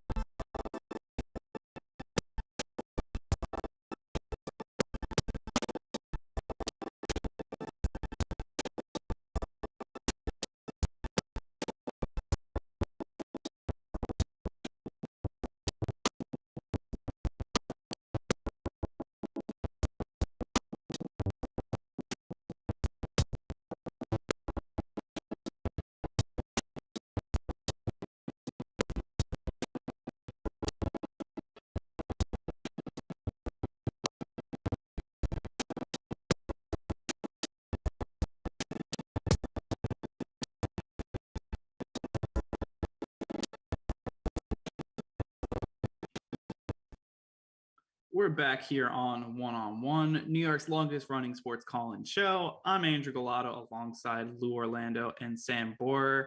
And guys, let's move over to the ice here. Don't always get to talk NHL on One, but we're near the All-Star break, near kind of that halfway point. So definitely want to do like a full, local update with Rangers, Islanders, and then also talk about the whole All-Star game situation because there's a ton to talk about there on a national level. But starting off with the Rangers, leading the Metropolitan Division 52 points. They do have 9 games in hand compared to the Islanders. And we were talking about this, before the show. And I was like, wow, it's just crazy how much the Islanders, like a 9-game difference. Like, I mean, who would have thought that could happen? But for the Rangers, I mean, you have a guy like Andrew Gullotta doing a great job as coach in his first year. And Sam, look, you're the hockey expert. I'm defer to you. This team, I think it's been a surprise for Rangers fans. They look, for them to be number 1 right now in their division. Obviously, that's huge for them. A lot of young talent there. Mm-hmm. And now we'll see if, they can keep it up here in the second half. Yeah, 100%. I mean, I think, like you said, hockey expert is a bit of a generous term, but I thank you. Yeah. But yeah, I mean, it has been quite a season to be a Rangers fan. I mean, watching them come this far, being number 1 in the Metro on top of such powerful teams like the Capitals, like the Canes, which have just been so dominant this entire season and even the preseason. And I mean, like you said, I think a lot of it helps because they have such a talented young roster. I mean, Adam Fox, namely, who, I mean, you can't fault the guy. He's great. Norris Trophy winner from last year, Norris Trophy contender for this year. I mean, he has the possibility to win it twice in a row. Should he? That's another question. But he's fantastic. I mean, you have people like Igor Shesterkin making a crazy headway this year. I think he is, in my eyes, well, not even in my eyes, he is, full stop, the reason the Rangers are doing as well as they are this year. I think he is on fire. And they have a great backup goalie too. I mean, Georgiev, when Shesterkin was out, I think that Georgiev did a great job in net. And I think that's what's been keeping them afloat, is that their roster has so much depth, that they've had sicknesses, they've had injuries. Artemi Panarin was out for a while because he was injured, he was sick. But they have the depth in this roster to keep going, which a lot of teams don't. And I think that's what really sets them apart. Listen, as a Rangers fan, I mean, talk about just flipping last year on its head. And I thought that, last year was a year where even if you didn't have crazy expectations for the Rangers, that they underperformed. And I get it. It's a competitive Metropolitan, but this was a Rangers team that had the expectations of kind of being a playoff contender, and then to see him burst on the scene this year and just be, I mean, just kind of absolutely dominating. I think you love seeing guys like Kreider finally step up, and he's just absolutely owning the box. I mean, he's so good at deflections that it's like, it's almost automatic. You feel like Zibanejad's getting back to what he was a few years before he had that fall off last year, where, I mean, there were stretches last year where you went, is this even the same guy? And we were concerned about Zibanejad. So I have him kind of come back. Fox just eating minutes. Shesterkin for me, there was that one year where we had Lundqvist, Georgiev, and Shesterkin really showed promise, but this is the leap I think Rangers fans all hope that he could take. I mean, just coming back from the restricted list and having a shutout against the Sharks has kind of just been what his season's been like. Like, he's just been insane. So as a Rangers fan, I'm absolutely thrilled to see them play this way. And I think that, I don't know if they can finish at the top of this Metropolitan Division, because again, it is so competitive. But the fact that they've been able to do this well, I think gives me hope for a potential playoff run. Exactly. I mean, who knows if this team will stay atop. I mean, even if they don't, it's not like, if they still make the playoffs. Hockey's such a crazy sport where if you just get into the dance, you don't know what could happen. If you're, Islanders fans, they can kind of attest to that over the last few years. But it just feels like this team, I mean, there's so much just young star level talent on this team. And, if you're a Rangers fan, it's a lot of fun to watch. I mean, you get to see kind of everything reap the benefits over the last few years, or maybe they haven't been so good. But, to me, I think this team is, if they can keep it up, I think give it to Gallant. I mean, he's done a great job. I mean, you talk about Lou, how like last year was supposed to be their year. It doesn't, comes a year later. So maybe a little bit out of surprise, but that must be the not common denominator is the coach. So again, credit to him for being able to rallied this group, a lot. And then the goalie play has been great. And that's going to help you win playoff games. It's definitely going to help you down the stretch. I mean, we'll just see if they can do it in a packed division. 100%. Like you said, I mean, this division is stacked. As I said, I personally, like you said, don't know if they can finish on top of the division, but I give them a solid chance at the cup. Honestly, I really do. I think that they're the kind of team that has the fight, the grit, to use a word that Lou used earlier. I think that they're the kind of team that wants it so badly. And in hockey, that makes all the difference. Momentum makes all the difference too. And right now, they're kind of on fire. I mean, they're coming off of the win over San Jose, where in that road trip they did a split between win-loss, but can't win them all. But I think that like they're making additions to the roster that are helpful, with like Braden Schneider coming in, scoring his first NHL goal in his first NHL game in San Jose. I mean, that's exciting for him. It's exciting for the team. I don't know. I give them good odds. I really do. I'm hopeful, and I like seeing them. And I wouldn't mind seeing a cup come to New York, even if I'm not a Rangers fan first and foremost. I think it'd be fun. I think that one of the things that shouldn't be overlooked is kind of the emphasis they put a little bit on increasing their toughness. Last year, they were a team that, because they were so young, they were able to get by it a little bit. And just two guys for me that have stood out: Ryan Reeves and Barclay Goodrow. I especially Ryan Reeves. I love that, he's a tough guy, but he's smart about it. It's not like he's going out there trying to get into the fights, but it's also he's out there and like if something happens, he can get in there and he's going to defend his guy. So I thought Goodrow's been so good. I think he had a pretty good game when he played against Tampa in his return. I think he even scored a goal there. But I thought that, those two guys who aren't necessarily young guys, adding a couple of veteran pieces like that has made a lot of difference, especially, depth. Like, they've lost guys, whether it's to injury, whether they, there have been COVID spells where you've had to go without big guys. There have been games where we haven't had Panarin, who is a big part of our team, one of our best scorers. So to have that depth and to have guys like Kreider stepping up and adding to their goal scoring, I think Kreider is third in goal scoring right now, or fourth, 23 goals, something like that. Mm-hmm. He's definitely top 5 in the NHL. I know that for sure. So to have these guys stepping up, it's really fun to watch. Exactly. And I do think when you have like more enforcers on your team, it's going to help you down the stretch. I mean, I think the Rangers, the biggest thing, I think it's the biggest thing in hockey. If you can go into the tournament hot, if you can get hot at the right time, and it's a big in every sport, I feel, but, especially, with this team and just how, there's so much talent around the league right now. It's a packed league, packed division. So if you can get in hot, that's probably where, this team is going to have the most success. And I feel like that's, usually how hockey kind of ends up. I mean, hockey playoffs are the best. I'm not the biggest hockey fan, I'll admit it, but you always got to turn into the playoffs, because the 8-1 upsets, like in other sports like basketball, never happen. Like, it's like once in a blue moon, usually never happen in hockey. It's like almost not every year, but it happens where you're like, you have to tune into every series because you really truly don't know who's going to win. And that's what makes it so great. So for the Rangers, look, if they can get hot at the right time, that's going to be, I think, the biggest thing for them. Moving over to the Islanders, this team has really been through the ringer. I mean, starting the year on like a 13-game road trip, crazy amount. They have COVID spells. You feel like always. I feel like whenever I turn on, look at the Islanders or kind of see their updates, they're always, canceled or postponed, I should say, because of COVID, which again is out of their control. This team had that huge losing streak where they just felt like they couldn't get out of their own way. But since then, they're 6-2-1. So you feel like maybe they're moving towards a right direction. I trust Barry Trotz. I think, you see, as a guy from Long Island, you kind of, I know a lot of Islanders fans. My brother's a big Islanders fan. You feel like everything changed when he came in. Lou Amarillo came in. It's a veteran group. They're talented for sure.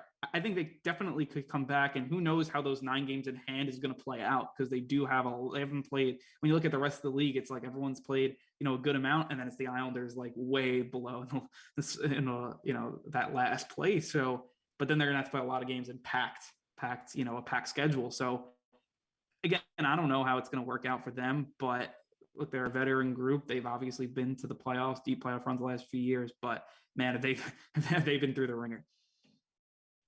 Yeah, you said it. They've had a tough year, and like I'm not an Islanders fan, but I can't help but feel bad for them. Like, yeah. I just feel so terrible that they've had the year that they have. They do have some talented players on their roster. I mean, they've got Adam Pelech, they've got Matt Barzal, like they have these big names in hockey. They have Zach Parise, like they have these big names that people know, people love, high scores, but they've just gone through such a terrible, terrible year. But they're turning it around, dare I say. They're starting to kind of turn it around. I mean, they've won their last three against the Devils, Oilers, and Sabres. And I mean, the Devils, none of those three teams are necessarily the Yeah. top teams in the NHL, to say the least. But like the 2 points doesn't hurt, you know? And I Exactly. mean, Yeah. these are teams that have had wins. I mean, maybe not the Sabres, no shade to the Sabres, they're having a tough season too. But with the Oilers, with people with such big names on that team, I think it means a lot for them to win. I think it also can help but boost morale. And like you said, like that's honestly a big part of it in hockey. It's momentum, it's attitude, it's everything. I think that them not giving up is key because they're starting to win. Maybe they have a chance. Do I think they have a chance at a deep playoff run this year? Yeah. I don't know. I think it's really hard for me to get on board with that just because of how their season started. But like you said, they've got 9 games to play that might all theoretically be scheduled within that 3 week, what Yeah. was the Olympic break. So, I mean, we'll see how that plays out. But that could either help or hurt them. If they get hot before those 3 weeks, fantastic. But if they're out, if they have key players that are sick, those 3 weeks are going to hurt. They're going to be very painful. Yeah, it's tough. So I have cousins who are diehard Islanders fans, and they don't even want to talk about it anymore. And usually I get them to be like, they get to trash talk me and they get to talk down against the Rangers, and they just have nothing on me. But it's a 3-game win streak for the Islanders at this point in the season is great. I think it's even more impressive when you consider that those 3 games were the only games they played basically in the span of a month. Yeah, that Oh my God, yeah. 11-day break and then another 12-day break. So just to be able to keep a win streak going when you're going for such stretches without playing any hockey, I love. And I think like this, it's going to get hard down the stretch because they're going to have a lot of back-to-backs because it's just you got to fit these games in somewhere. I guess the good thing is they've gotten a lot of rest, but this is an Islanders team that I think the league's more fun when they're good. I would say look at the Islanders Tampa Bay series basically the past 2 years and tell me that that's not some of the most entertaining hockey you'll ever watch. I'm not an Islanders fan, and I was on the edge of my seat watching their games last year, watching that series against Tampa. So I don't know. I really don't think they can get a top 3 division spot in the Metropolitan just the way the Metropolitan is. I think it's one of the best divisions in hockey, if it's not the best, but maybe an outside chance that they go on the run and maybe get one of those 2 wild card spots. I just for their sake, I kind of hope that they're able to keep the win streak going. I think they play the Caps today at 2, so I think it's a good test. They're not necessarily the best team in the Metropolitan, but definitely a good team that I think it's a good benchmark to see where the Islanders are because again, they've played some weak opponents, so it's easy to look at that and say, congrats, you've won those games. But if you beat the Caps, I think I'd feel a little bit better. For sure. And the 2 things I want to say, first of all, about the Sabres, I think the last time they were relevant was like with Ryan Miller. I was a big Ryan Miller. I remember he had the whole thing with the USA team. I remember when he just went on an insane run.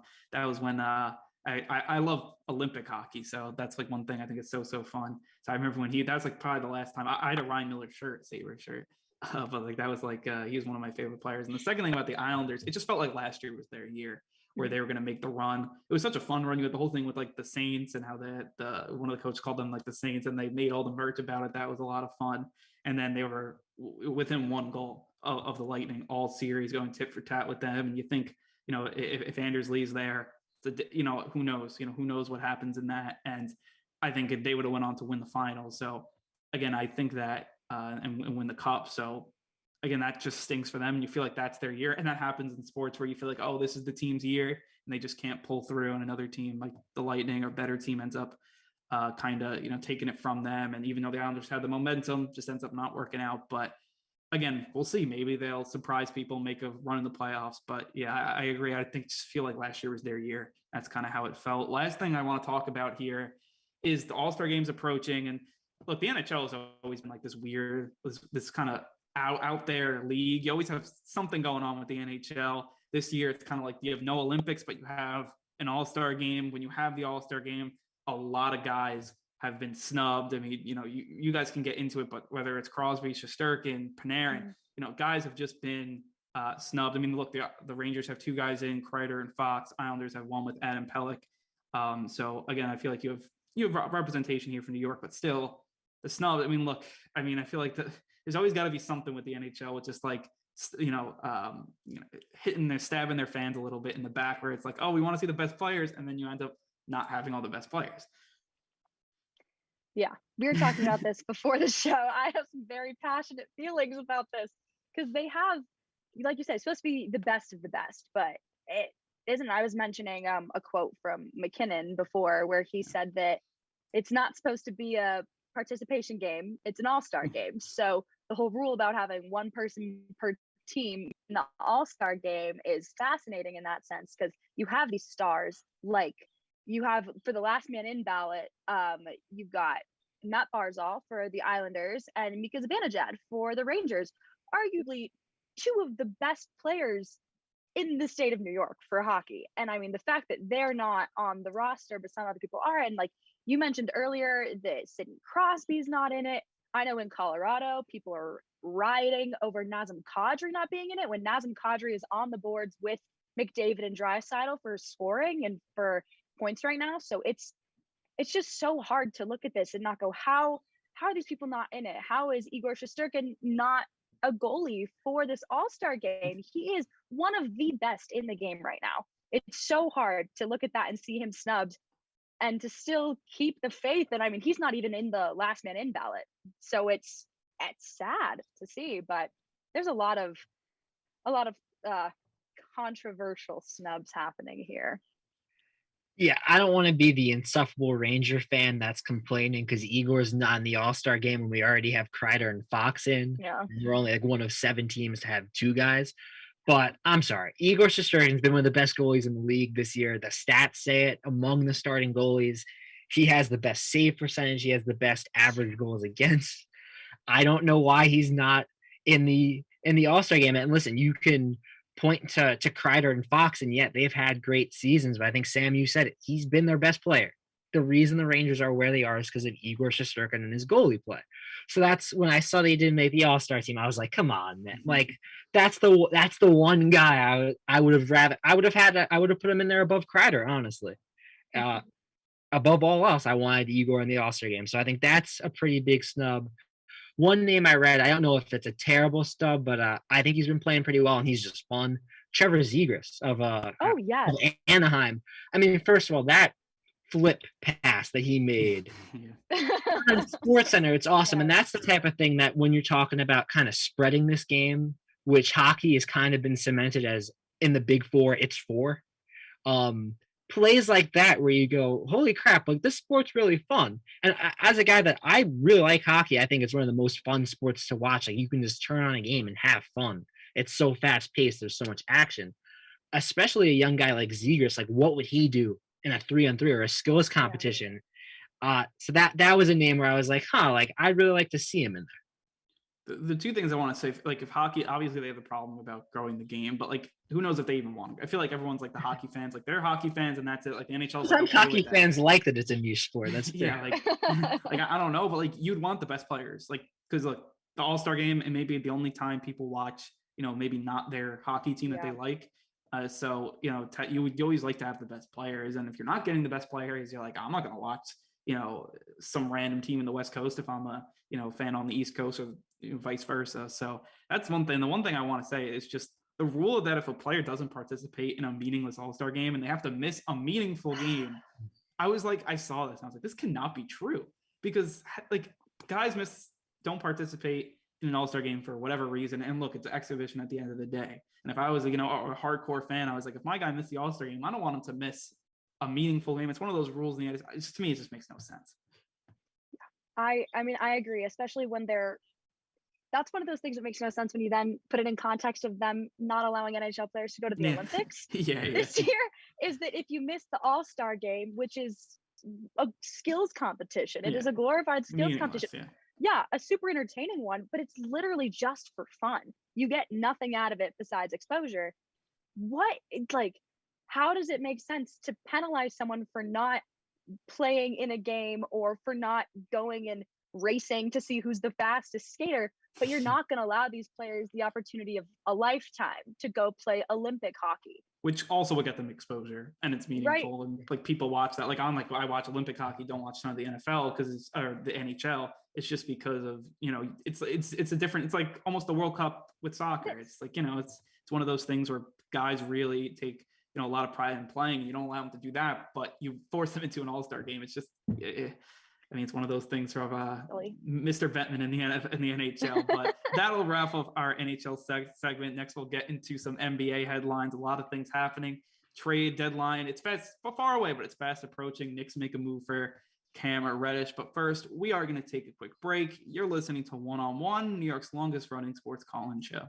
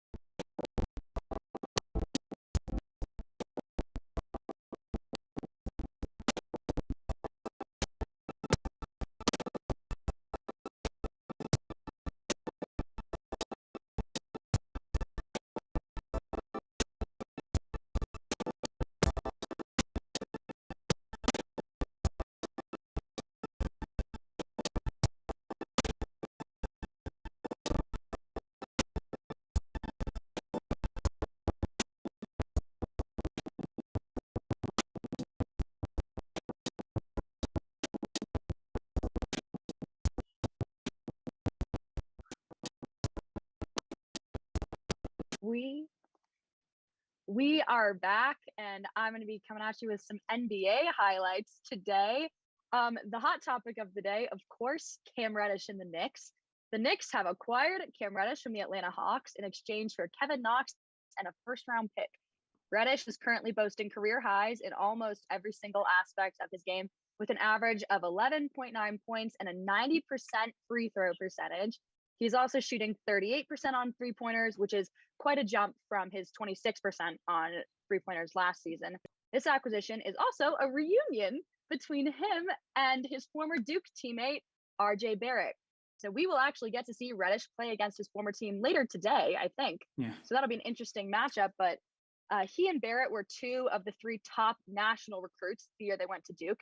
The third being none other than Pelicans player Zion Williamson. So the hot topic, of course, that I know we were discussing before, but for the audience is, do you think that this is laying the groundwork for the Knicks to eventually get the big three and acquire Williamson as well? Bring me Zion. I don't know if it's going to happen. I don't know if it's, I love Zion Williamson. I know he's been hurt.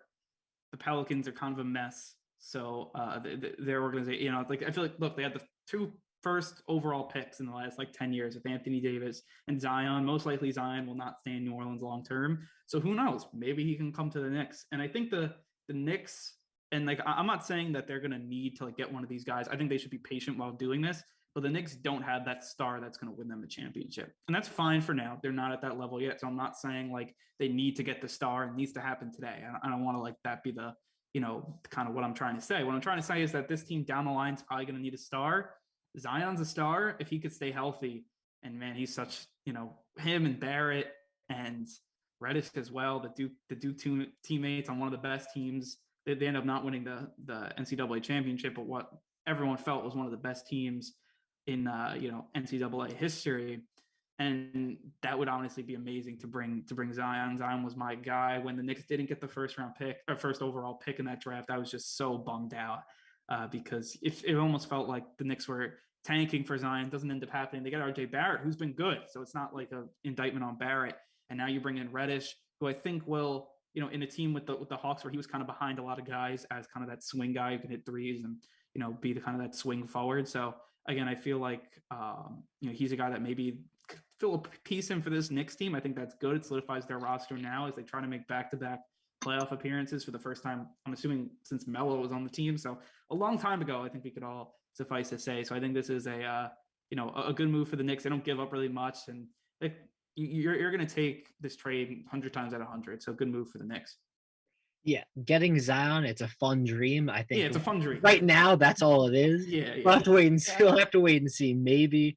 I mean, listen, we know he likes the Knicks. I think he wanted to get drafted by the Knicks. There were the rumors about that. So maybe he comes to us in free agency somewhere down the line. But I think at the very least, you look at this trade and you go, it's a win. Because, I mean, what was Kevin Knox doing for you? He wasn't getting any minutes. He's kind of just, he's part of that previous era that you kind of just want to get rid of and forget about. Yeah. So trading him really doesn't hurt you at all. A first round pick, it's something, but I think I'm not exactly sure how the protected picks work, but I think the highest it can be is a 15. Yeah. So you're not giving up terrible value there. And what you get back is a guy in Reddish that's an athletic wing. He brings some size to the team. And especially right now, no Kemba, no Derrick Rose, both hurt. I think there's an immediate lane for him to slide in, get some minutes, and maybe earn some playing time when those guys come back. I think that's the big question for me is when this team is healthy, what is his playing time going to look like? Because that was his issue in Atlanta, is that he wasn't getting the playing time he felt he deserved.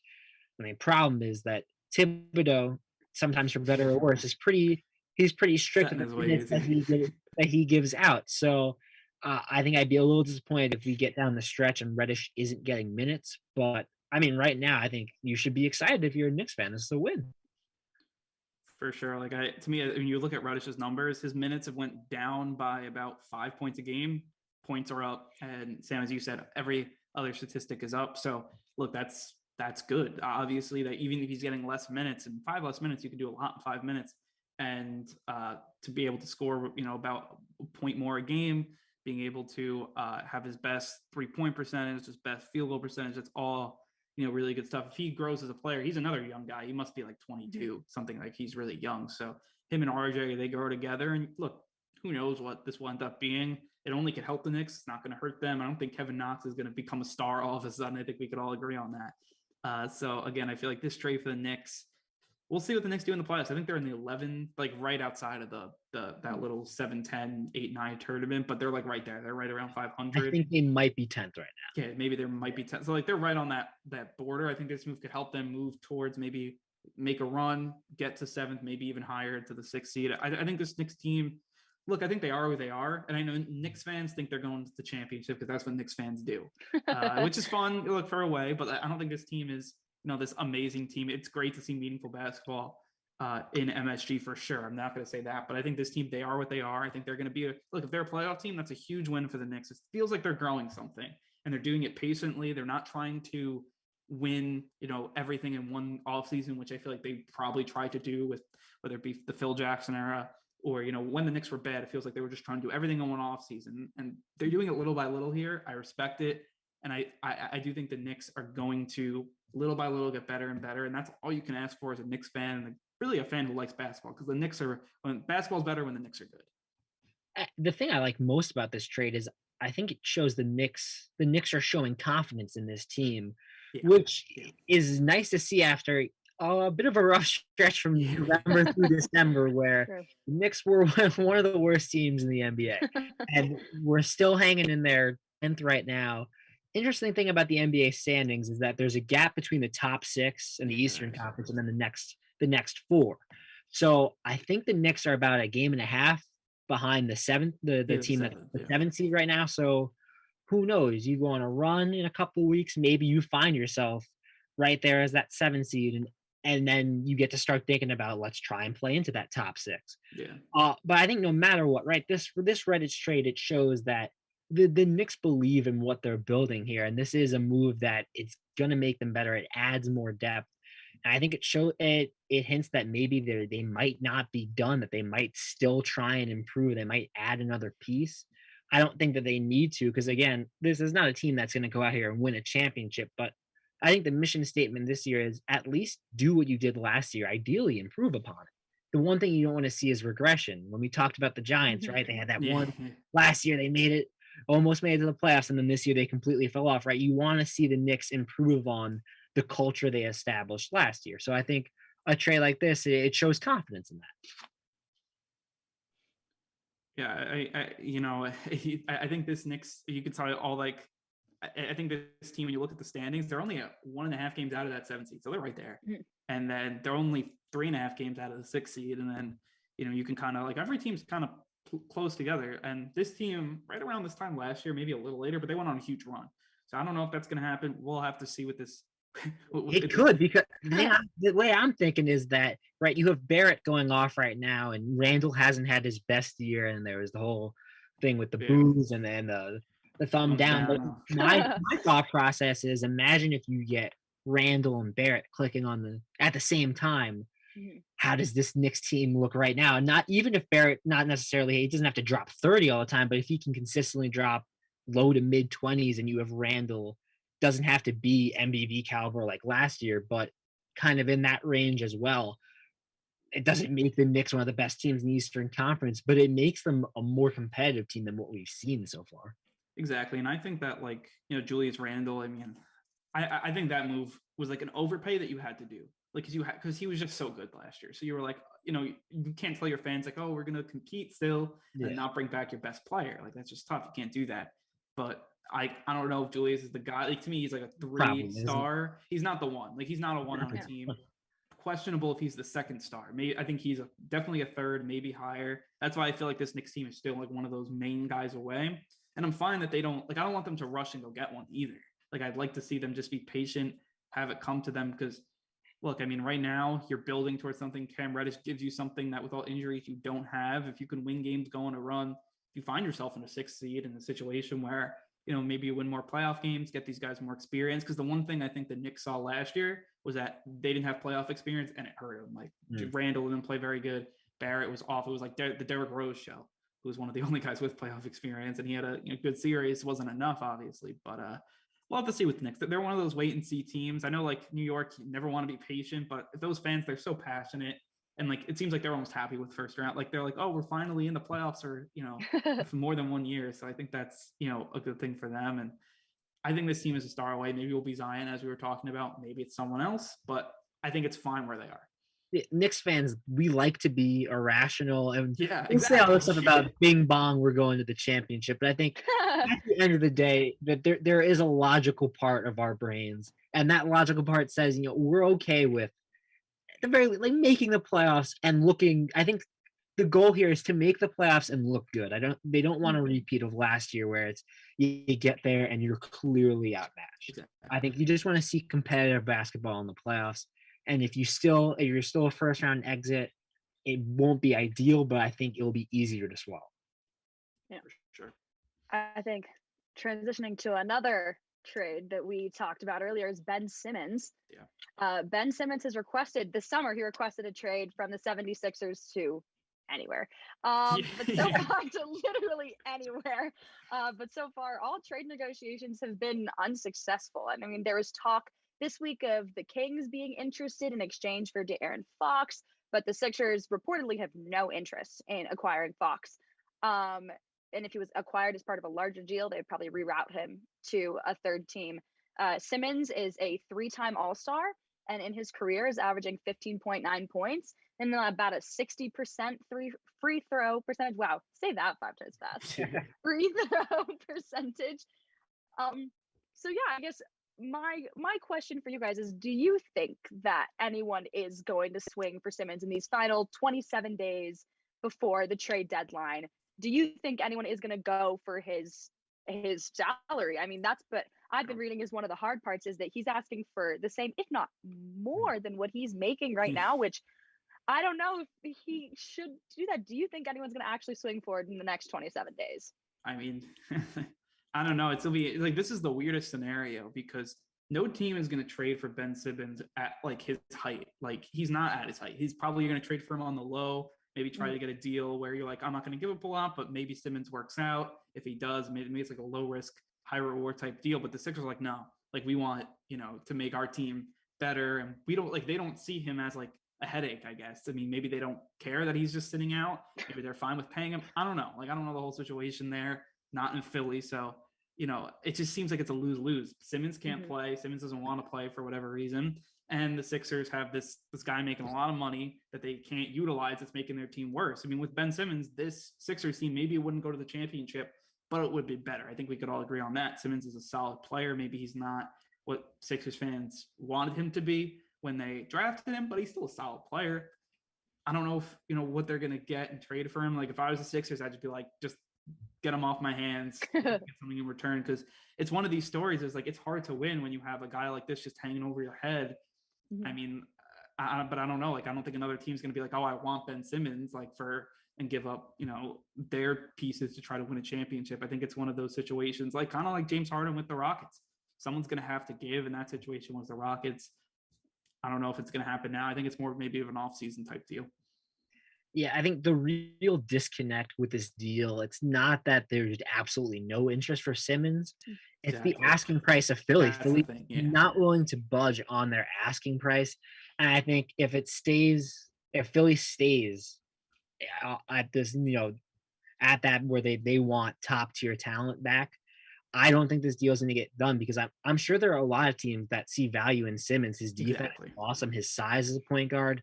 There are probably teams that see him and go, I bet we could unlock the offense that he's had at some points in his career, even if he's not a crazy shooter, just get him back to all-star form. But, which team believes that much that they're going to, give up top tier talent to Philly? I don't see it happening.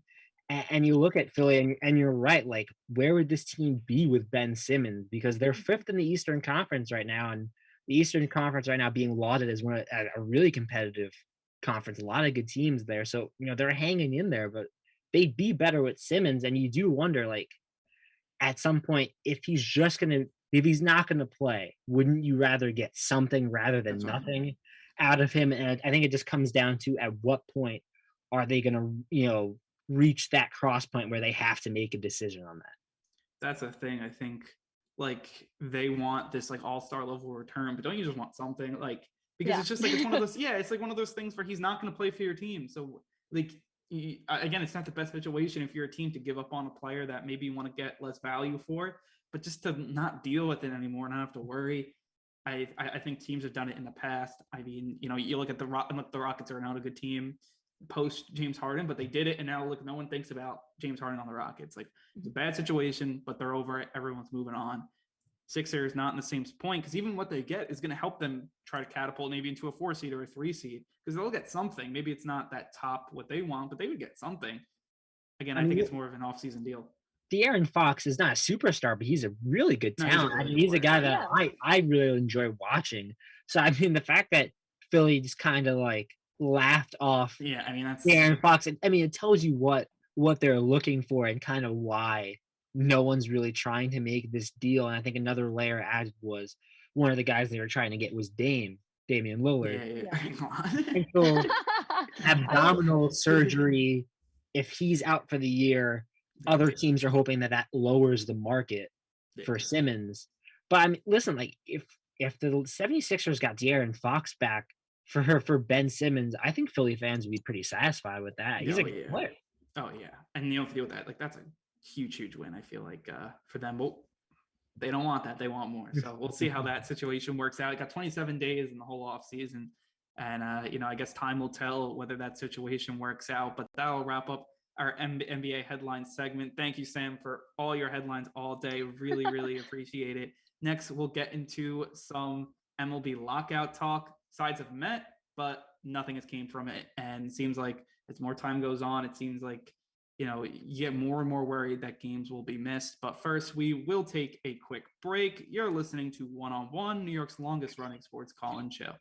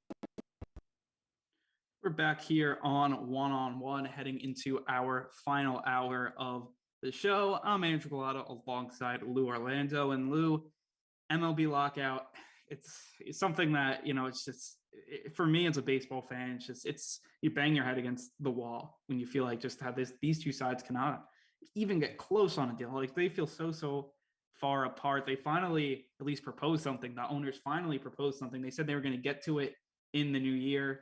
Like it was like 2 weeks after the new year, when you have spring training is only in really a month and a half. So they're just very far apart. You can talk about all like the details, whether it's the league with service manipulation. I think that's kind of the biggest thing, and that's like they want to keep it at 6. I think that's kind of the thing when teams and players are like, we want it at 5, obviously for obvious reasons, so they can get paid quicker. But the teams are like, oh well, then they won't stay on their teams that they were brought up by, which to me makes no sense, because if you want to keep your stars, you pay them, and that's how other sports kind of work out. And baseball is one of the few sports, I mean, really the only sport where like small market cities are like small market teams. Like you look at the NFL, you have like Kansas City, they're technically a small market, but huge team. Patrick Mahomes, one of the best in the NFL.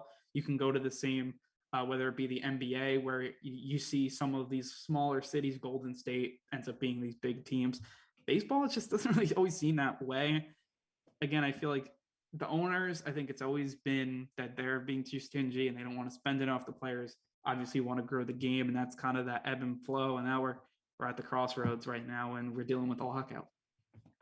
I think, yeah, we saw this coming. I think what makes this all the more painful is we had like a mini version of this in 2020 when COVID was happening, right? And it took them so long. We probably could have gotten a longer season than just 60 games, but the owners and the players couldn't come to an agreement, and it was kind of like all these things, a little sneak peek of what we're getting right now. We knew this was going to be bad, but I mean, it's really not what you want to see. And I think that one of the things that's really going to hurt this entire process is the last CBA was so owner friendly. Yeah. And the owners really benefited from, financially made a lot of money that the players really didn't see. And then you have all these issues. Again, the service time manipulation has really been an issue that's kind of come to the forefront in recent years. So you have these two groups that are so far apart. It's going to take a while for them to get an even footing. And that's the thing that scares me, is when Passan said spring training starting on time is in danger. Not good. It's like, not this again. Come on. Like, exactly. And that's something like I do like the owners, they offered that, like if a team, starts their rookie, starts off, I think it's a top 100 prospect on their opening day roster, and they do really well, they win rookie of the year, they end up winning like MVP in a few years, or Cy Young, then they get an extra draft pick. I like that. So like a Chris Bryant situation wouldn't work out. Like they would have to play Chris Bryant right away to get that draft pick. I do think that will happen, or maybe it'll be like an international signing bonus, when you get an extra pick there, or an extra money allotment there. So that's interesting, where I think teams would budge on that, or certain teams at least would budge on that. But then you have issues, like, to me, like the owners want this 14-team playoff, and I'm just so against it, which is like, obviously they're in it for the money. We all know it, because more games means more money, more views, more commercials. Players want the 12-team, 10-team. I mean, that to me makes the most sense. Baseball playoffs, I think they got it right. The one thing that actually baseball has right, they want to change, which I think is so funny, and obviously an indictment right now on Major League Baseball and the owners. Yeah, I like the playoff format. I know there was some pushback when they added the second wild card team, but that was I don't mind that. I like the wild card game. I think those are really fun. The Yankees lost in the last wild card game. We'll talk about that, but like the wild card games are fun. I like that extra wild card spot. But you're right, it's good the way it is. Now you're talking about, like, when you're talking about the service time thing and rewarding teams that call up their rookies. I love that. I think that would end up being a win-win, because what has the MLB been trying to do? They're trying to market their young stars. That's what the NFL and the NBA do really well. Think about how much coverage Ja Morant gets, right? In the NBA. Yeah. All the NFL young stars, right? They get, if you're a star in the NFL, you get top coverage. And I feel like MLB's trying to market guys like Acuna, guys like Juan Soto. It would help their marketing process if you have these teams calling up their young studs, because they're at the point where they're ready to play, and the only thing holding you back from calling them up is stupid service time stuff and contract manipulation. And so it just feels like it's such backwards thinking. I feel like that's an idea that would end up being a win-win. But yeah, you're talking about, especially like some of I think the players want the free agent year to get pushed back, so it's only Yeah. 5. And owners are talking about, well, then players will leave more. I would say, look at the NFL. Look at how many guys end up staying with one team. If you want a guy, you have the ability to keep him. And I think one of the reasons that teams don't is because of this huge luxury tax gap where you have teams like the Rays and the Orioles that can just tank for years, stay at like a 40 million budget, Yeah. and they don't have to sign anyone. They can just keep these low budgets. They can just tank, and it's not fun baseball. And I think, again, another big issue with baseball is that the last few years you have such a gap between the teams that are actually competitive and the teams that really Yeah. just aren't trying. And there are always like a handful of teams that are somewhere in the middle. But these last few years, it's been like, yeah, you have the powerhouses and you have just a sea of teams that aren't trying. And that's not fun to watch. Exactly. I think after the trade deadline, you see it the most because teams just give up. I mean, like Yeah. the Nationals this year, they literally just gave up. They traded everybody, and their roster was basically the AAA national team. And like when that happens, you have teams like the Braves, teams like the Phillies, or whatever. Just those teams that actually they're just trying to win. They're literally just not trading their whole team off. They're going to get inflated. They're going to get better because of the teams they're playing are worse. And that's something like I think you see it in August and September the most where the bad teams gets really bad and the good teams get really good off of that point, which isn't awful. It's only 2 months out of the year, but baseball's a slog of the sport. It's a marathon. Like that's a problem where you have that. And then I think the biggest thing is that, owners, they just don't want to pay their stars and they just want to hold on to every last year of it. Like that's what the Rays are going to probably do with like Wander Franco and those guys. And like, that's the biggest problem is that you have a guy like Steve Cohen who comes up in here and spends a ton of money and really shows that it could be done. It's not like you guys aren't making a lot of money. Like they're making a lot of money. These owners are fine, but they don't want to spend to keep a guy like Wander Franco or keep a guy, you could talk about wherever team you want to talk about because it happens a lot. And they just go to the Rays like, oh, we could be like the Rays. We can only spend $50 million and be a Super Bowl contender or a World Series contender, excuse me. And that's just, it's hard to replicate what they did. And it's not going to happen. You're going to see worse and worse teams. It's not a good situation, and the owners like I do feel for the players in that respect because like I think that like Wander Franco, if he got paid or whatever star you want to talk about, young guy, if they would have if they get paid to stay in that city, that small market city, I think they'd stay. They just don't even have the chance to get paid. Usually they're just traded for. So it's like that vicious cycle that you get into, and it's only hurting baseball. Right. And like you look back, I think that was kind of the mindset of a couple players because looking back at the Acuna deal, that didn't age well for him because he's turned out to be one of the best players. And you look at the money that certain guys like Harper's getting, Yeah, like exactly. Trout got, and maybe that was Acuna going. He took the risk and he said, you know what, they're giving me this money up front. I was taking. I'm just gonna take it. And one of the issues I know that the MLB PA is bringing up is, yeah, the superstars are getting paid, but everyone else, the mid-tier guys, they're the guys that are getting screwed. Yeah. And so they're they're giving the 30 million 10 years 30 million per each year contracts to the studs like Harper, but then like the middle of the pack guys that still matter. You need depth guys, you need good depth on your team, are the guys that end up getting screwed. And I know that's something that they're bringing up, and it's something that probably will have to be addressed because the way that these contracts just continue to go up. I mean, you're starting to get guys that are making 40 million a year, and you just go, how is this going to continue? And you're still going to keep the structure of the Max league. Scherzer makes more than people's payrolls. That's a fact in the MLB, which is a problem when one player makes more than a team's full payroll. And you were talking about basically that there is no middle class in the MLB anymore because even like you're going to see it, and you're probably going to see it now, maybe a little more quicker, but you always see it every year where like a few weeks before training camp, like or spring training, all these great, like not great, but all these average players sign for like $1 million, like a million. And obviously that's, still $1 million, but obviously a lot less than, guys that are better making like like a guy with the Mets is like Jonathan VR last year, 260 hitter, ended up playing a ton of games, was making I think $1.3 million.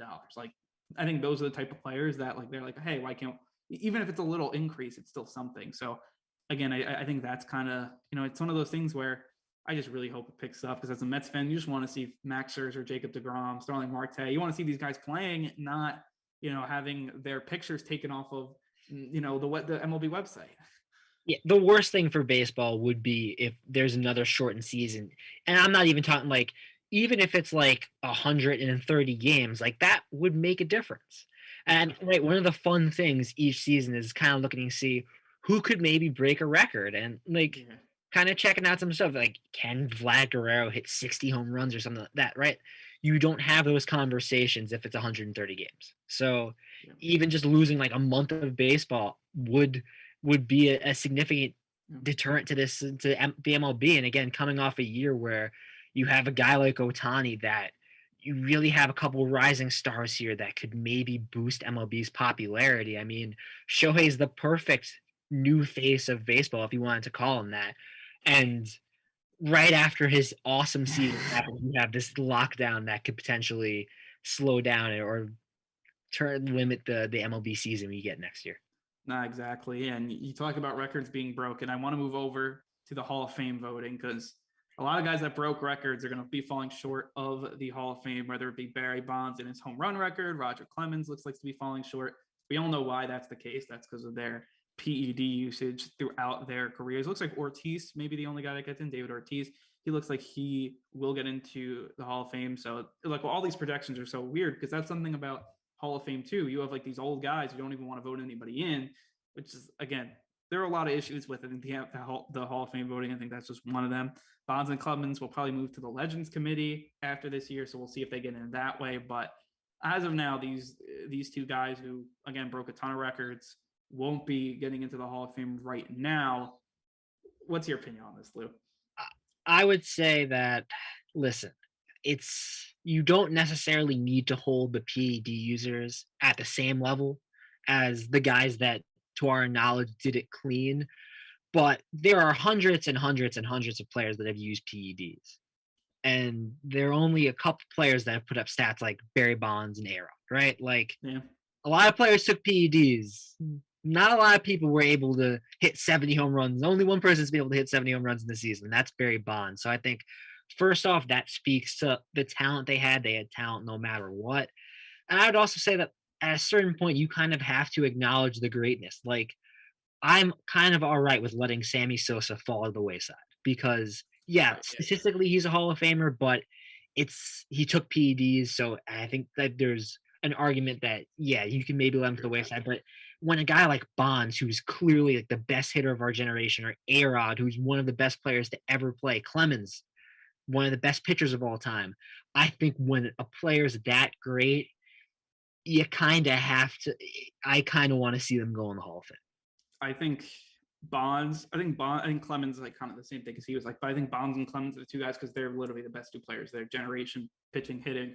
And you could make an argument that Bonds and the home runs, it saved baseball for that time. Because baseball in the 90s after that strike was way down. Then Bonds breaks like that whole race between McGwire, Bonds.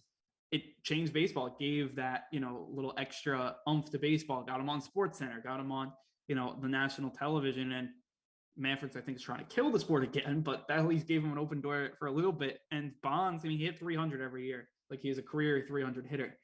I mean, to a guy who has a career 300 hitter, I mean, you could take PEDs. You still got to hit the ball. I mean, you still got to make solid contacts. He's a guy that I think would have been a Hall of Famer if he never took it. Like, I think he is so good. And like my brother, who's 8 years older than me, obviously saw Bonds in his prime. Like, I never got to really see Barry Bonds play. He's unbeatable. I mean, you look at the stats, 200, his high in walks. So they walked him 230 times. They walked him with the bases loaded. They walked with the bases loaded. Like, I mean, that's, you're still going to be really good even if you didn't take the PEDs. And there are a lot of guys that got into the Hall of Fame, like the old guys that got in the Hall of Fame with a lot worse stuff that happened. Now we're starting to care all of a sudden. And also, like, let's not pretend like there aren't guys in the Hall of Fame that definitely took PEDs and we just don't know about it. That's probably like from that steroid era. There are definitely more guys than whatever came out on that list that were juicing, that took PEDs. And it's the thing that we just don't know. So, and the things like David Ortiz, like, he was on the list. Now, I don't, like, there's no, like, he says he didn't take it. Like, everyone's kind of dead against it, but the rumors were out there, and who knows who other players where, whatever, as you said, just their names, because like it wasn't like how it was now where they're tested always on this thing. Like, they got put on this list, Bonds, Clemens, like, who knows who wasn't on that list, was still taking things. And pitchers were taking it too. Like, it wasn't like just Bonds and like a few other players, like literally a lot of this league was taking steroids, right or wrong, probably wrong. Obviously, it was cheating, and they should be, like that. But then, like, it's just like Bonds was so like you can't tell the history of the MLB without Barry Bonds. I don't think so. He's inseparable from the legacy of baseball. He broke Hank Aaron. Exactly. He has all these records, and that's the big thing. Like, Bonds is still in the conversation because he's been out of the league for only, I guess, is it 15 years now or something like that. It hasn't been that long since he played his last game, right? But when we get towards the future and we're old and people kind of don't talk about Bonds as much, like, you want the greats to be remembered. That's why Hall of Fames exist. Exactly. The player, we never saw Ted Williams, but we know that Ted Williams is awesome because we hear the stories he's in the Hall of Fame and all that stuff's there.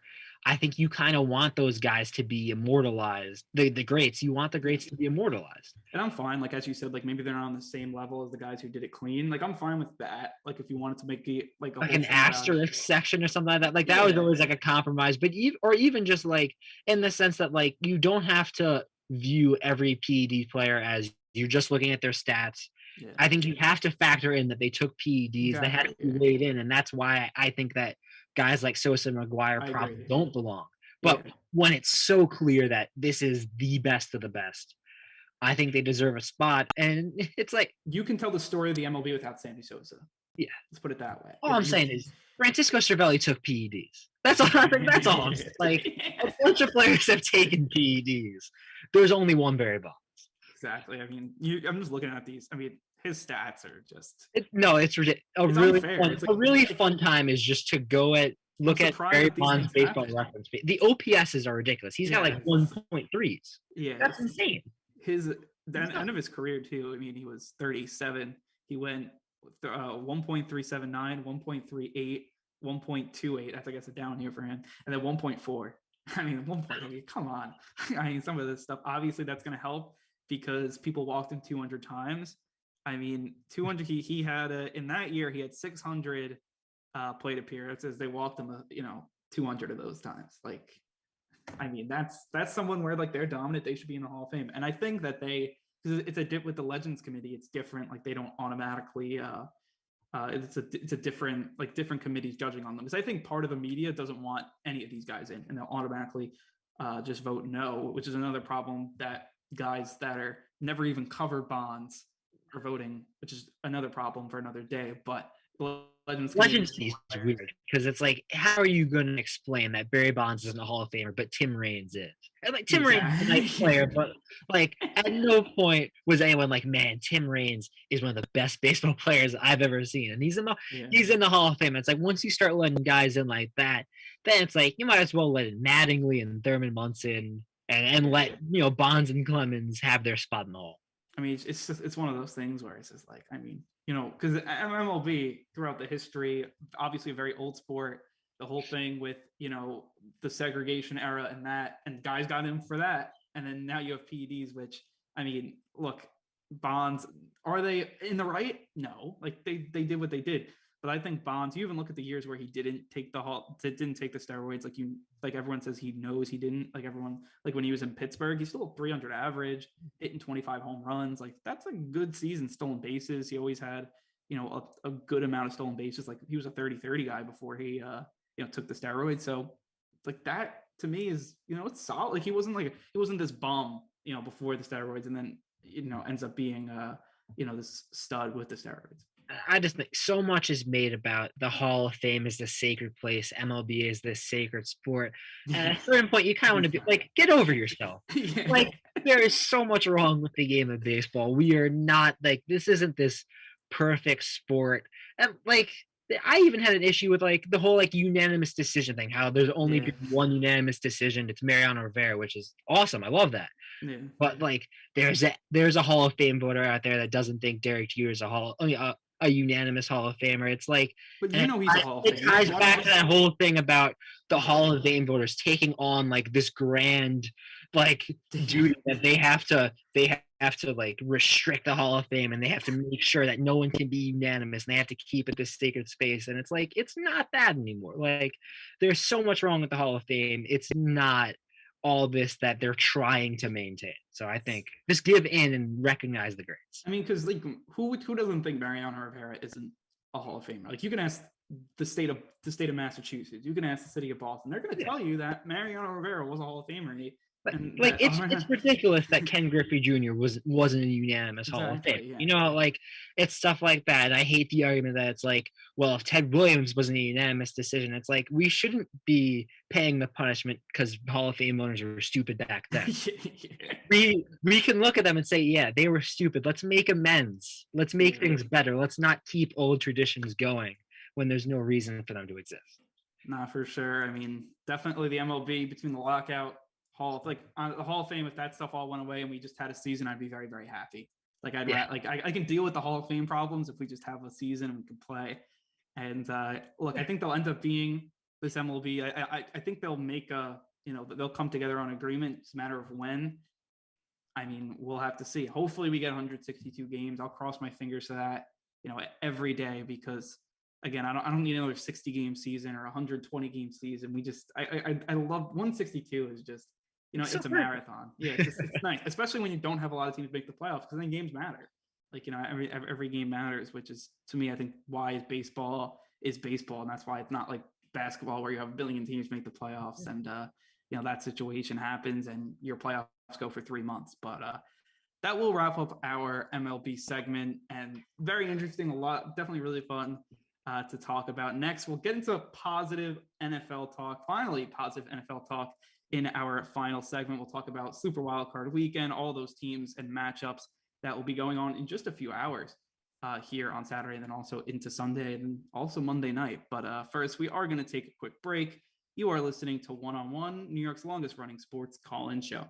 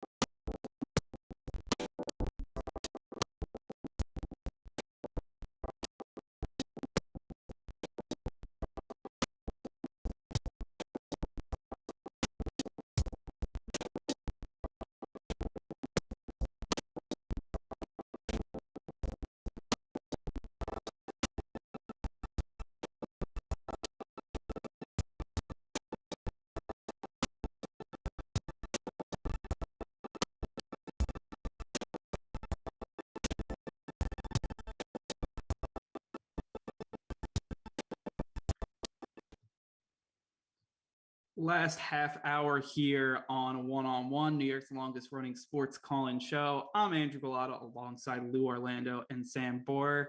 And guys, playoff time in the NFL is here, and always such a fun, like January is just such a better month with NFL playoffs for me. It really defines this month. It'd be like if NFL playoffs, I'd probably hate January if it wasn't for the NFL playoffs, because it's snowing in New York always. You get this really first month of winter. I'm not a big winter person, but it's like, hey, the NFL playoffs are on. So it's like at least my weekends are always filled with some good football. And this year, as I think we've talked about, it's kind of up for grabs a little bit. We said in the beginning, in the open a little bit in the beginning of the show. I'll just run through the seeding real quick. Tennessee, number 1 seed in the AFC, followed by the Chiefs, then the Bills, the Bengals after winning the AFC North, then the 3 wild cards of the Raiders, Patriots, and Steelers. NFC, Packers get the bye at the 1 seed, division champions, Bucks, Cowboys, Rams, and then the 3 wild cards were the Cardinals, 49ers, and Eagles. I will say, though, it's the first time my Saints didn't make the playoffs since 2016, so I'm a little upset that no Saints football in January, but again, still really fun to talk about the playoffs. I want to talk about, though, going into this wildcard weekend. It's always a week of hope for these 14 teams that get in. Everyone's like, oh, we can make a run. We'll be like the 2011 Giants. Lou, you talked about it earlier, but everyone always goes back to that team where, like, you can even get in on like 9-7 or whatever, 9-8, I guess, in this, era it is right now with the 17-game season. I want to ask if there's going to be any teams that you guys feel will surprise from maybe these wildcard teams will pull off a run like the 2011 Giants, or maybe a team that'll disappoint that, is has a home playoff game right now, they'll maybe lose in the first round, or a bye team that won't work out. Maybe like the 2008 Giants, which I know suffered that one and done of fate after having a bye. For me, I just not a fan of these NFC teams, from the Rams to the Bucks. I think both of them will end up disappointing. I think the Bucks will make it to the next round, but I don't think they'll end up going all the way and repeating. After what the Rams did to the Saints last week and blowing that game, I cannot pick them, and I think they'll be one of the only teams to lose a home playoff game here against the Cardinals. But Lou, start off with you. Who do you think? The only teams I legitimately have confidence in to do anything, I think, are the Packers and the Chiefs. Yeah. I feel like everyone else, there's just so many questions. Like, I love the Bills. I've been rooting for them in the playoffs for a while just because my Giants haven't been in it. Love their fan base. I think they're fun. Love Josh Allen. I thought the Bills this year, more so than last year, were flawed, especially offensively. Like, their offense has talent, but they showed a lot of flaws. I agree with you. I don't think the Bucks are necessarily. I mean, I'm scared because it's Brady. Yeah. Like, Brady in the playoffs. Like, I feel like he's just built for that. But I don't believe in the Cowboys. I want to believe in the Rams. I simply don't. I Same with me. Stafford's just too much of a wild card. Like, you could get a gem. You could also get like a 3-interception game. The team that I'm looking at, like, I want them to just do something fun. I think the Bengals. I love the Bengals this year. I know you told me you like the Bengals. I just think their offense is so much fun. I think they could be involved in a lot of fun shootouts. I think that they're just a fun team to root for because they're usually not in this spot. But I think you look up and down at these playoff teams, and I think every team has significant flaws that makes you go, I could see them winning. I could also see them as a first-round exit. Yeah, I agree. Everything you both just said. I think it's hard to pick a runaway team besides perhaps the Packers. I think if I were to say, I think, the Chiefs will do well. I have to, though. I know you both said you like the Bengals. I have to back the Raiders. I have to. I am a Raiders fan at heart. Shout out to Uncle Ron and my dad if you're listening. I have to give them both a shout out because they're the men who got me into it. And who have trained me to back the silver and black. Yeah, right. Like, Raiders Nation is something. And they travel. I mean, we'll see it today. In what, like 2 hours? Yeah, in a few hours. So I'm excited, but I think that I have to say that I at least think the Raiders will win today. If not, I think it'll be a really close game because I think they want it so badly. I think Derek Carr wants it so badly. I think that you have people like Hunter Renfrow and Darren Waller who are just so good. Darren I mean, Waller not to mention, Darren Waller is so good. So good. I mean, like 55 catches for 665 yards this season. And that's after being gone for like half the season, right? he's crazy. I mean, and you have like Daniel Carlson, who's never missed a kick in Yeah. Allegiant Stadium. Like, he's crazy. So I gotta back them. I do say otherwise. I see the Chiefs going far, maybe making a full Super Bowl run. The Bucks, I don't know. I don't have that much faith in them, but like you said, like it's Brady, and I think that he wants it that badly, and like as much as that can only do so much, it can also do a lot. And I think, I mean, he said he literally has like nightmares about the Super Bowl run with the Eagles four What a years ago weird or guy. whenever it was. I'm Yeah, sorry. what It's a weird guy. He was like, I literally have like nightmarish dreams about that day. And I'm like, oh, okay, calm down. But I think that he's gonna be so hungry for it because of that. So I don't know. That was my extended I just opinion don't right like the there. Bucks. I just don't like the Bucks. I I know. really don't like them. All I'm Antonio Brown, they were kept on feeding the monster and Oh Antonio Brown. They God. kept on saying, "Oh, he's so great. We love him." And then they ate him. Then, if you feed the monster too many times, it eats you, and it ate him big time. And look, I mean, I don't know. Who knows what happens to Antonio Brown? I mean, he was just hanging out with Kanye West and Floyd Mayweather, so he won't be playing any games this year. But So weird. I mean, the ego in that room between those three guys, I will say. But again, I feel like this Bucks team, I think as Antonio Brown was jumping and leaping into the locker room, I think so did their playoff chances. Went right on with them. I think this team, there's just too much to overcome. Look, Tom Brady's Tom Brady, but the last time we saw Tom Brady with little weapons, it was in that 2019 playoffs with the Patriots, and Logan Ryan was ending his New England career as he went into the end zone for the pick six on like the final play of the game. But again, I feel like it's really anyone's game. I think you guys hit it. Patrick Mahomes, I think that's always a safe bet. I mean, no one really wants to go up against him. I think when you look around the league, certainly the Steelers don't. I'll tell you that much if you hear Big Ben's comments. But yeah, I think it'll definitely be a really fun playoffs. And I do want to now focus in on this weekend and get some picks from you guys from this super wild card weekend, Saturday, Sunday, and Monday night. Start off with the game that's just coming up in a few hours. Las Vegas traveling to Cincinnati. Sam, you said you got to stay with the silver and black. I'm assuming that's going to be your pick. It is definitely my pick. You got it. I considered changing sweatshirts for this final segment and putting on my Raiders football sweatshirt. I didn't know if that'd be over the top or not, though, so I decided against it. But I mean, I just can't, not especially after watching the game versus the Chargers, where that was an awesome game. That was a crazy game. Yeah. It was one of the best. And I mean, obviously that last field goal securing it, and would the game have ended differently if there had not been a certain timeout called? Yeah. But regardless, we're in the playoffs. But yeah, I mean, that's got to be my pick. My dad, to quote him, Max Crosby is a stud. He is. He is a stud. Really? Right. I was going to talk about Max Crosby because I do believe the Bengals will win this game, but I'm not confident in that pick. I would say that out of the 6 wildcard teams, the Raiders are the team in the best position to go on a run and really surprise some people.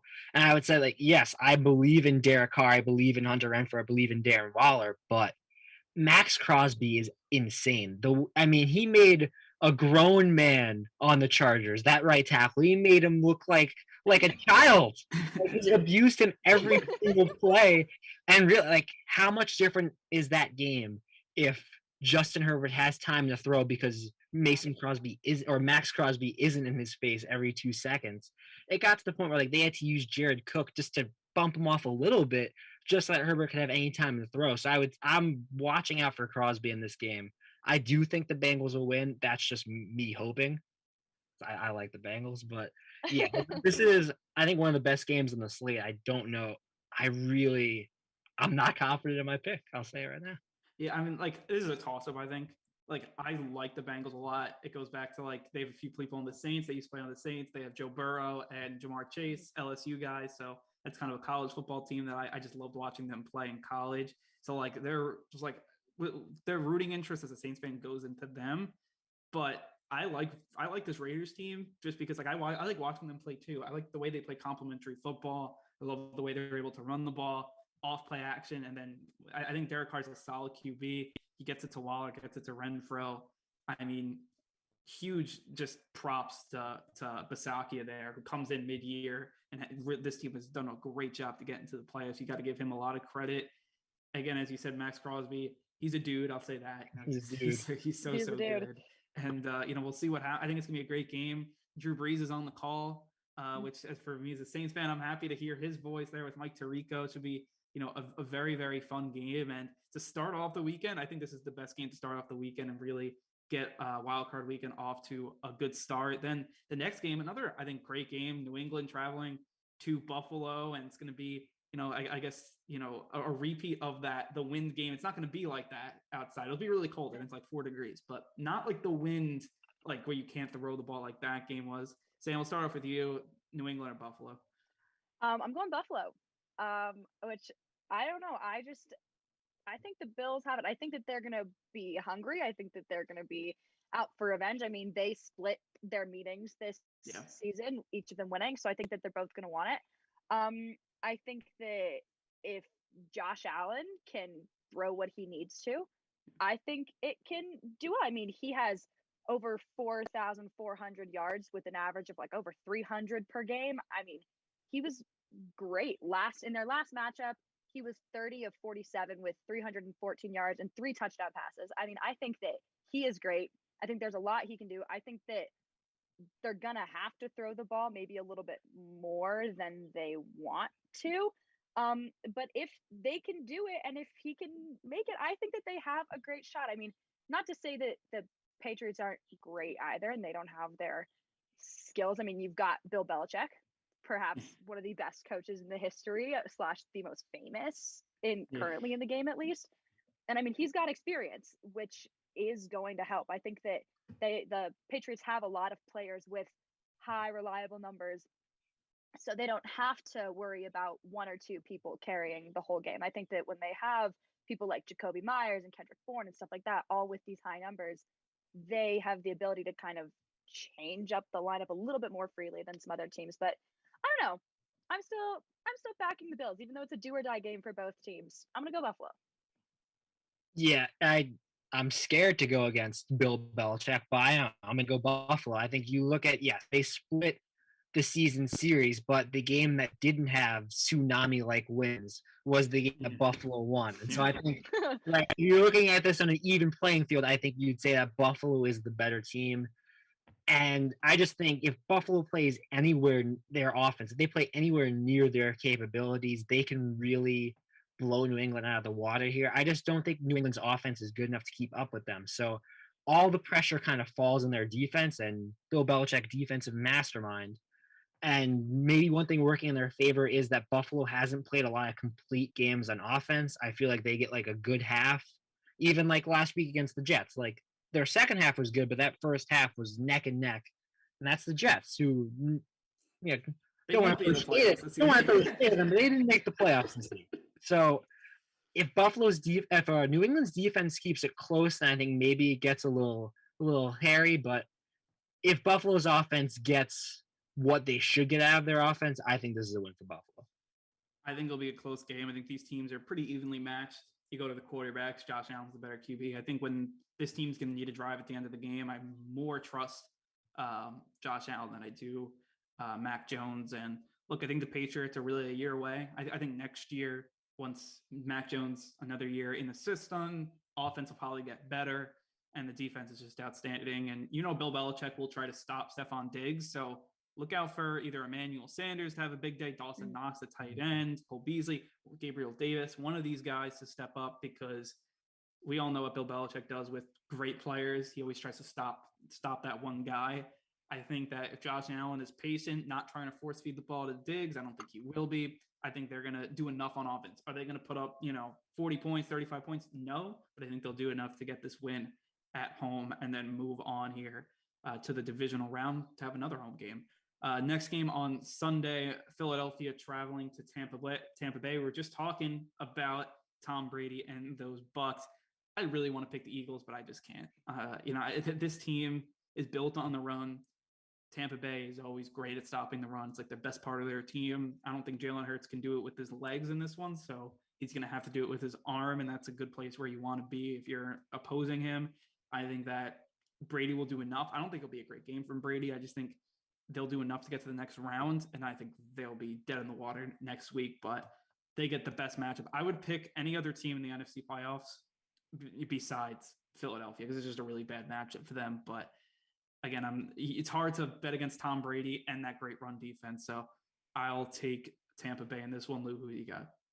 Yeah, you gotta go the Bucks. I think it's just hard to have confidence in Philly. I was surprised to find out in week 17 that they clinched the playoffs. I was like, like I didn't see that out of Philly. But I think you look at their schedule down the stretch, they beat a lot of teams that were mediocre. And really, like the two teams that you would consider good are the Cowboys and the Chargers, and they lost to both of them, and they got blown out by the Cowboys. And I know they were playing Gardner Minshew; they weren't really trying, but I just don't know that there's enough here on this Eagles team to compete with a Bucks team that probably isn't a powerhouse right now, especially without Godwin, without Antonio Brown. But I guess the one thing I'll say is this: Jason Pierre-Paul has never lost a playoff game he's played. 8-0. Really? That's I guess 2011 with the Giants, and then the run with the Bucks. I guess Wow. last year. That's crazy. Just throwing it out there. Going Bucks. So what you're not telling, just before we say we get your pick, I just want to say you're telling me that JPP is the reason that Tom Brady JPP is the only reason that Tom Brady won the last Super Bowl. That's correct. So who do you got in this one?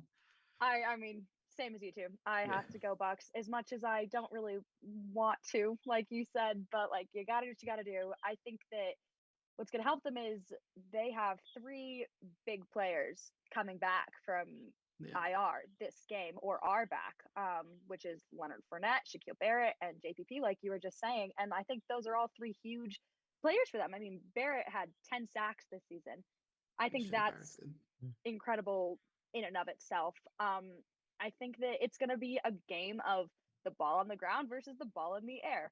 One team likes to throw it, one team likes to run it. I think it's really going to depend. I think that what is going to have to happen is that the Eagles are going to have to make sure that they can't keep Tom Brady upright, because if he can stay upright and he can throw, that is big trouble for them. But if they can find a way to keep him on the ground, keep him down, and actually force them to run the ball, maybe there's a little teeny chance. But I mean, I just can't, in good conscience, I can't really back the Eagles. I was similarly to you, surprised to see them here, but it'll be there. It'll be a game. Nevertheless, it will be a game. That's all I have to say. I mean, yes, I do agree with you guys. And look, I mean, it's hard to bet against Tom Brady. I'll bet against him time to time, but when this year I'm not so hot on them, I still don't think the Eagles are that team here this year. Moving over to the next game, I think will be one of the better games on Sunday. San Francisco traveling to Dallas. One of those throwbacks, I feel like, when these two teams are battling it out in the 90s. San Francisco, they're coming in, big win against the Rams. Got to give props to Jimmy G in this one. But Lou, who do you got? Well, I would say, first of all, before I even give this game's on Nickelodeon. So if you're going to watch any game, this is the Nickelodeon. Who's gonna win MVP after Trubisky last year? Who's gonna win it this year? Yeah. So what I hope happens is that Garoppolo wins it if he has one of those games where he hands off the ball like 50 times and throws it. I really hope it's one of those. I love it when the MVP is a joke, but yeah. But I'm fully admitting bias here. I'm picking the Niners. I do not like the Cowboys, and I find it hard to have confidence in them. I think that they should have been the 4 seed if the Rams didn't. And they would have been the 4 seed if the Rams didn't lose that game. I think that the Niners have enough talent to come in here and upset Dallas. I like their run game. I love Elijah Mitchell. I think that Garoppolo, he's not a superstar, but I think he's going to be able to do enough where he's going to keep them in the game with Dallas. I have problems trusting Dallas. Their defense is really good, and that's the thing that scares me. But I don't want to believe in Dallas, so I'm not going to. I'm going with the Niners. Sam, what do you got? I'm going the same. I'm also going Niners. I mean, I don't really have a terribly strong opinion on the Cowboys, to be frank, but I don't like them. Like, I feel like I have to root against them just because I like an underdog, you know? It's America's team, bro. Right? Like, I mean, who needs them? I think that, yeah, I have to go 49ers. I think that a big player for them is Debo Samuel. I think Oh that yeah. Yeah. he's going to be a huge thing for them because of the versatility that he has. I mean, he calls himself in interviews a wide back because he says, I'm a wide receiver playing running back. And I think that that's just fun. I like that he has that kind of malleability. I think that that's going to be huge for them. I don't know. Yeah, I think if Garoppolo can play and play well, he can do well. I think he's going to have to hand the ball off a lot. Like you said, I think he's a limited passer. I mean, he's hurt too. So I think it's going to be fascinating watching him fight through this. I mean, he has a torn ligament and a chipped bone in his right thumb. But he played with the hurt thumb last game. And I mean, look how that turned out. So, yeah, I mean, evidently. Had a good So game. I don't Yeah. know. I think I got to go them. I think something I was reading was someone was saying that this is a game of a coach that has great time management skills and a coach that has terrible time management skills. And that's going to be one of the deciding factors because I think that Coach McCarthy just can't figure out how and when to stop the clock. And I think that as we saw in the Chargers Raiders game, I think that when and how you stop the clock makes all the difference. So I think that that'll be an interesting matchup. But yeah, I'm going to go 49ers. I'll take the Cowboys in this one. I just think that Dak and this offense, I think they'll do enough. And I will say that the 49ers are undefeated when Jimmy Garoppolo does not throw an interception. They're like 2-7 when he does. So I think that Trevon Diggs and this defense from the Cowboys, they just love to get those turnovers. I think they do in this one. I think they give Dak short fields, and I think they get this win. I think the Niners are a good team, and I think it's going to be a great close game. But I think Dallas is going to have the edge. I think they're more talented, even though Mike McCarthy has some questionable moves sometimes. I'll take that offense. I think that's one of the more perfect offenses in the league where you have great players at every single position, whether it be offensive line, quarterback, receiver, and you can go running back as well with Zeke Elliott. So it's one of those teams, I think, that if Dak plays up to what he can do, I know sometimes he's been a little shaky down the stretch, but if he can play up to that level, I think they'll get the win in this one.